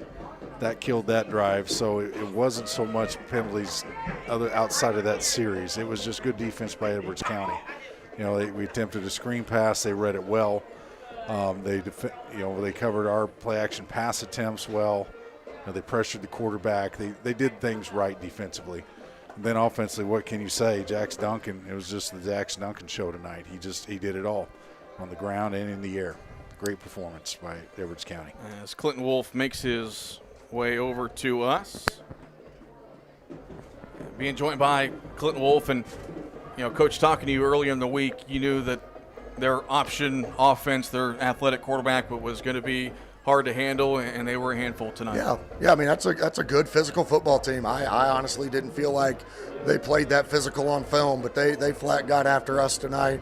I feel like defending the option, we did okay. I know we gave up the one really big long one, but for the most part, we contained the option. That they were able to get chunk plays on us, and I really didn't think they would be able to do that against us, and they were able to do it. Coach, I felt you had some positive things going that first half, especially offensively. Mm-hmm. It got down to the 10. Just a matter of them making some plays on defense. How do you feel that your offense, I know there's just one more game to go, these situations where we're 3rd and 5, 4th and short, how do we get over the hump on those situations? It's a great question. And, as a staff, we've talked about it a lot. Look at play calling. We've ran the same play over and over and over again, trying to grind it out because, our ISOs, again, that's been our bread and butter this year. That's what we've been leaning on. And then, we feel like 3rd and 4th down when we run those plays, we're not converting. And so tonight we had a little different play calling approach in those scenarios and did some different things, and those didn't work either. And so, we only got a week left. We back to the drawing board. We'll sit down as a staff and we'll evaluate, what we're running, when we're running it, and see if we can't find a way to convert on those 3rd and 4th downs, which are so important, not only to keep drives going, but to score. You had some opportunities there in the first half on those 3rd and 4th downs. You had the 4th down incompletion. DB was there. The defensive back makes a nice play to knock it down. And then, again, here on the play action, DB slips and just can't bring it in. Yeah. And again, you convert those plays early in the ball game. They'd be tied up before half. Changes the whole complexion of the game. Yeah, I mean, execution. And, you have to understand as a player the situation in the game, whether that's defensively and it's 3rd and long, and they're probably going to come with a pass or a trick play. So you got to play, your eyes have to be super disciplined, and you got to do your job and read your keys so you don't get beat deep. Same thing offensively. You have to know it's 3rd and 4. And we've got to be able to get some white in our knuckle, flat back, and we got to find a way to get the, okay, it's 3rd and 4. Well, let's get 3rd and 3. Let's get it to 1 yard. And I'll have to go back and check, but I feel like this year most of our third down plays have been either for 0 or negative yards, and then that doesn't bode well for fourth down. Right. I do like, you want to commend you on something. You went to the bag of tricks there with the fake punt. Yeah, so that, yeah. We were both talking up here. That may be the spark we're needed. We had some promising things going, Kids were battling. It's just, I think the effort's there, just finding ways to get over the hump. It is. It is. I feel like, a lot of our kids are truly committed and they're dialed in to what we're trying to do here. And obviously the injury bug, once again, we had 10 kids on the sideline. We're asking 3 sophomores to play on the line of scrimmage, and I see you got your deal here. What do we got? A senior, a senior, a senior, a senior. I counted seven sophomores on offense, 6 on defense. Yeah, and again, I'm not trying to make excuses, and I'm certainly not blaming our young guys. I don't want folks out there to think that. It's the reality. And as much as, we've been preaching for the last several weeks now, leaning on each other, loving on each other. Older guys try to pick up the younger guys believe what the older guys are telling you. Let's keep rolling. It's difficult when you're not able to convert on things, and some of that's because of our youth. And that's not a knock on them. I don't want people to take that the wrong way. We're banged up right now. We had senior night, and we only had 3 seniors of our 6 that walked across in pads. Well, and you mentioned being young, and you've been a young team all year, and just kind of explain how, freshmen and sophomores are supposed to be playing JV football and developing that way, and it's a little bit different and makes it a little bit difficult when you got to throw them in the varsity level. Oh, it's super tough, and football is I say it all the time. If you want to play a contact sport, go play ballroom dancing. I think you heard me say that when you played. Football is a collision sport. It's meant to be played violently. Sorry, moms out there. We have great equipment. I promise we take care of your kids. But, that's just how it's meant to be played. You have to play this game physical. And it's hard to do that when you're 15 years old playing against an 18-year-old. There's a major growth that happens in males while they're in high school. And that's part of the physicality. I don't think we necessarily lack it. I don't think our kids are afraid to hit. I think they're outmanned at times. And I don't have a magic wand to fix that. No. And you said what I'd said up here in the booth before. If you played the game, it's just different with football. And I've said it before, Coach. You just echoed my sentiments. Football is bigger, faster, stronger. Mm-hmm. That's just the beast. That's just what it is. And a 200-pound 15-year-old taking on a 250-pound 18-year-old senior, it's night and day. Yep. And it's not like other sports where skill may factor in things. It's bigger, faster, stronger. So Absolutely. You're right. You got sophomores, and they're just taking a beat, you know. But I say, as tough as it's been this year, one of these days it's going to pay off. You just have to get through this, You hope so. Absolutely. They will. You hope they buy into the program, and you hope that they're taking what the coaches are saying. Because we've had those conversations at practice. We're aware that, we're a young football team, but what you can't have happen and what's a program killer is now all of a sudden you get 1 or 2 guys that they don't think this is fun anymore, and then they decide to not play anymore. And then all of a sudden you those 2 multiply to 4, and now you're losing 6 of a group that you feel like can be special here in a year or 2. And it's hard as a young kid with all the distractions that we have, whether it's just life as a teenager, whether it's other sports, whatever it may be, to get distracted and say, because football's not fun when you're getting beat up. Because, like I said, you can go lose a baseball game, get 10-run ruled every single game, but you don't walk off the field hurt and aching the next morning. Football, you do. These kids are going to feel it tomorrow morning when they get up. And it's tough to wrap your head around wanting to go drive yourself when it's 100 degrees outside in August and we're beating the heck out of each other in practice, getting after it. Who wants to go do that? So you got to fall in love with this. For it to really work, you have to fall in love with it. And I think we got guys that do, and I hope we get a few more that rally with that group, and we do have something that could be special. But we'll see what happens. Well, you blink your eyes, and it's week 8. Got one more game left, and tonight was senior night, recognizing your 6 seniors. As you mentioned, only 3 of them could play. But just talk about those 6 guys and what they've brought to the program. Been a part of back-to-back playoff teams as sophomores and juniors, even though this year hasn't gone how they wanted to. There's 6 great kids that have given you all they've gotten. Absolutely. And, 5 of them have been in the program all 4 years. Brody was here as a freshman and moved and then came back, and he came back specifically to play with the guys that he grew up with. And, they're great kids. I mean, obviously, poor Nolan, who I feel like's been a really good spark plug for us vocally, gets hurt in shop class on a freak thing. Josiah leaps and bounds where he was at as a young kid to where he's at now. I mean, our ladies in the office even talk about his growth and maturity that he's had over the past 4 years. Again, a freak deal. We get an interception, and he's running over to try to block and gets leg whipped and now has a high ankle sprain. And so now he's out. A freak situation. And I mentioned Brody, and Brody's done a fantastic job coming back. It's hard to fit in and take that leadership role when guys don't even know really who you are.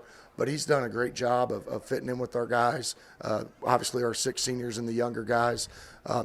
Michael Miller, again, he's still out right now for us, does a great job for us.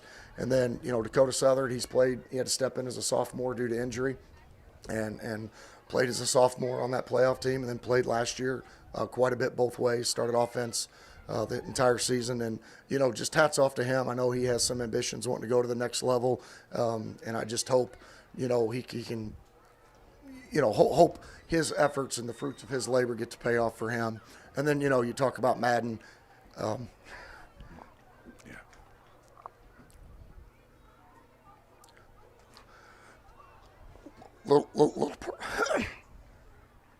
Little personal with him. He's just hats off to him. Great kid. Comes from a great family and just does everything you ask. Thanks for your time, Coach. We'll talk to you next week. Guys, I appreciate it. We'll tell you, it's been a grind. I used to say I love these grinds, and I still do. I think that's something that people need to understand out there. I want to give hats off to our coaching staff. Like, we got 2 guys right now that are coaching 2 sports at the same time. They leave ours and then they go down to junior high basketball because of the overlap. We've got our head basketball coach who's sitting up here. Don't know if you guys can hear him tonight or not, but his gears haven't shifted yet. He's still bought in. And hats off to our coaching staff and the effort that they've put in, just trying to watch film, make adjustments at practice, make adjustments at halftime, just everything. Coach Lambs coaches wrestling. I mean, all of our guys do other things, and we preach to our kids, like, you got to stay focused here. We can't be going somewhere else. And hats off to our staff. They do a phenomenal job. They don't get enough credit when you got to work with me. Sorry, guys. But no, they do a phenomenal job. Love them to pieces, and they go grind. And I don't think people realize how much I ask of them and what we put on those guys. And it's easy to sit up here and start getting frustrated with the coaching staff. They do a phenomenal job. And I just wanted to say thanks to them. Yeah. Thank you, Coach. Guys, I appreciate it. Have a great night. Keep your head up, Coach.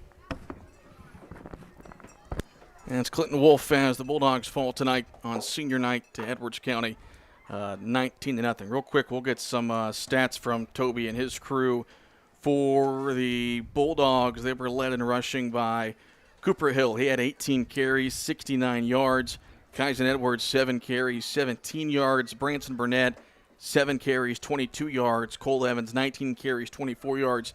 Dakota Brown, 1 carry for -2 yards. Tackling for Carmi. Let's see, is that?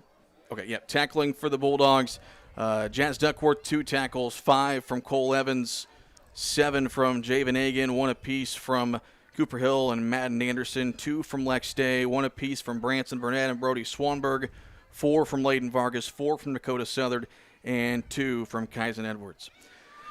Chris, you can hear the emotion in Coach Wolf's voice. He's a very emotional guy. I've known him for a long time, one of my favorite people. And, it's just one of those things where it's just been an unfortunate season for a lot of reasons. But these guys, these coaches, these parents, they're still giving it all they got and just 1 game left. And they are. And it's a testament to him and his passion for this game.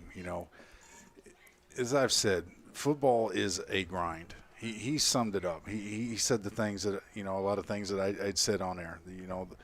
When you're 6 starters on one side of the ball, 7 starters on the other side are sophomores or kids, going up against 18-year-olds, you're already under the 8 ball. I mean, you just are. And he pointed it out. He's not using that as an excuse. That's not his way. But, again, the physical difference in maturity between a 15 and 18-year-old playing this game, which is it's physical. That's all it is. Bigger, faster, stronger, physical. That's tough to begin with. But the fact, trying to grind, the season itself is a grind because week to week, you're getting kids, you're preparing them on Monday, you're getting them loose. They're just working out the soreness they had from Friday. You're having to watch film on offense, study other team defense, get all that together. Who's hurt this week? Who's got this going on in class? It's not just about football. What's going on in their lives? How are they doing in school? Do they have some situations going at home? You're not just a coach. In a lot of ways, you're another, for a lot of these kids, you're another father figure. So there's a lot involved with coaching than just showing up on Friday night and doing the X's and O's. These guys are pouring their lives into these young men's lives. So what they do week to week, you just can't understate what they do. And you hear the emotion, these seniors that are grinding out just a very rough season, to be a matter of fact. But I look at it like this. These young men are playing a game that very few are willing to play. These guys out here, put themselves week to week. Injury is the unfortunate part of the game. The physicalness, yes, you do. You played, I've played. I heard someone say one time just in passing, well, football coaches don't have to do much. They just have to play once a week. And I said, okay. You ever gotten out of bed the day after you play a football game? If you haven't done it, then you don't know what it's like. So that's what we're talking about, the physicality. So I really believe how he's kept these kids positive, working. These kids got one more week. They're going to grind this out. Obviously, they got a tall task to finish the season at El Dorado. El Dorado is a physical, solid football team. But that just, to me, the emotion you saw from him is just a testament to what he pours into these kids each and every week, what he has his staff do, and these kids feed off that. So, yes, we got one game to go. Obviously, this season is just, just been so unfortunate in so many ways. But these young men that are still out here working, still out here competing, still out here giving their all, if you're a fan of the game, if you're a fan of the Bulldogs, you still take pride in these young men and these coaches that are going out down on College Boulevard every week, putting in the time, putting in the work, and still showing up and fighting no matter what the circumstances are. So you tip your cap. Best wishes to all these seniors. I know I'll see them one more week, but still playing their last home game. Best of luck to all you seniors, and we'll grind it out another week. Let's going to wrap things up for us here at Harrington Jeffries. I will not be in the booth next Friday. It's going to be a radio-only broadcast. They don't have Wi-Fi there at El Dorado, so Chris is going to run the show next week. I'll be on the phone with them to get them all ready to go. But, Chris, it's been another fun season. I know the Bulldogs, it's been unfortunate, but it's always great to work with you and your knowledge and your care for the sport and the kids. It's been fun, and looking forward to getting back with you next year. I say this every year, Cole. It is an honor. You are the absolute best. This town, we are so lucky to have you. It's just awesome, and thank you so much for just letting me be here with you another season. Look forward to next year. Big thanks to J.C. Tinsley back at the WRUL studio, for Landon and the lovely Whitney, for those of you watching on YouTube. For Chris Myers, I'm Cole Carter. Thanks for watching and listening to Bulldog Football.